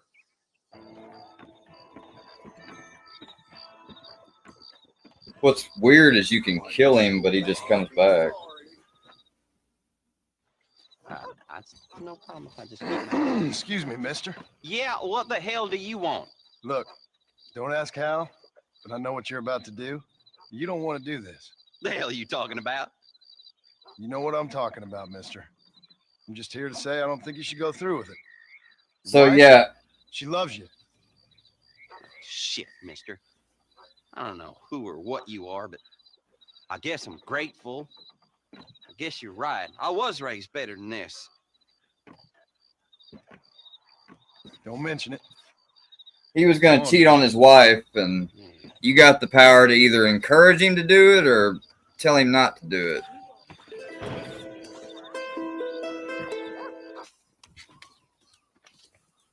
Welcome to Nuevo Paraiso, John. Where do I know you from? You're famous, John. You're the man who shot a bunch of banditos as soon as he turned up in this country. You're a man who decided right and wrong between a man and death, between a man and his wife. And who are you? You know, I admire you, John. I hope my boy turns out just like you. For your sake, I hope you don't. You kill people so easily, yet you respect the vows of marriage. That's very curious. I'll let the appropriate authorities judge my morality, friend. Yes, you will. And they shall. Yes, you will, and Anyway, they shall. That's a I cold hear that line. An old nun is traveling from the monastery, taking the money she raised to the bank. Why don't you head up there and see if you can lend her a hand? Road's full of thieves. Either that or rob her yourself. I'll see you around, John. I hope you don't.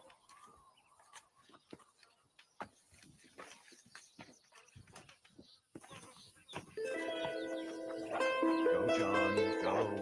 Or are you not the man I thought you were? Arms for the poor! Oh, sir. Could you find it in your heart to donate some money for the poor? Perhaps cast a little sunlight into their lives? Well, maybe, but ain't it the Lord's responsibility to look over his flock? Not mine? Yes. Damn. But the Lord has brought you to me so you could help me. They're at their wits' end, and their faith has been Well, to cast be aside. fair, the Lord didn't bring him to you. That's for Take damn a few sure. dollars to get them started on the right path, so they could see they're those who care. A few dollars to completely restore someone's faith? I never knew life is so simple. There you are, sister. Yes. Life is much simpler than we make it. Gracias, Señor. And God bless you.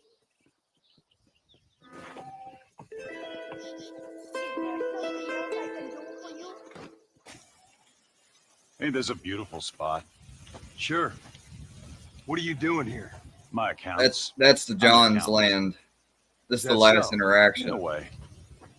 What's your name? Yeah, he says, I'm an accountant. You know, Mike. He's like, what are you doing here on my land? He's like, oh, I'm an accountant. And a lot of people interpret that as him saying, like, you know, John is one of his accounts. You know, he's it's like a, you know, he's gonna end up reaping John if he's death, or if you believe like he's God or the devil, then, you know. And it's weird because the missions you get from him, like the nun and that guy that was going to cheat on his wife, you have the power to essentially make the decision, the good decision or the bad one. And so I guess if he was technically supposed to be thought of or seen as God or the devil, then it would be test to see what you choose. You know, it's the darndest thing. I can't remember. Tell me your damn name and where you know me from. Well, I know you from Mexico. I know you from back out west. I know you from all over. Tell me your name or I won't be responsible for my actions. Oh, but you will. You will be responsible. This is a fine spot. See you around, cowboy. Damn you! Yes, many have.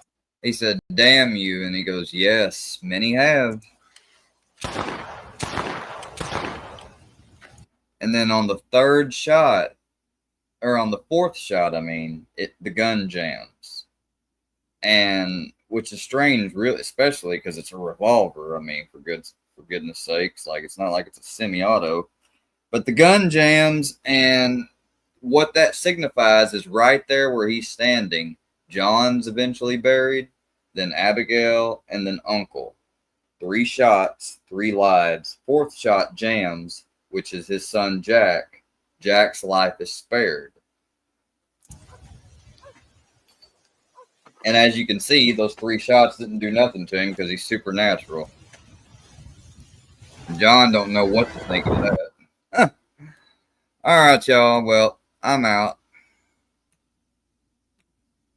Revolver's hard to beat. Yeah, I've never played Revolver.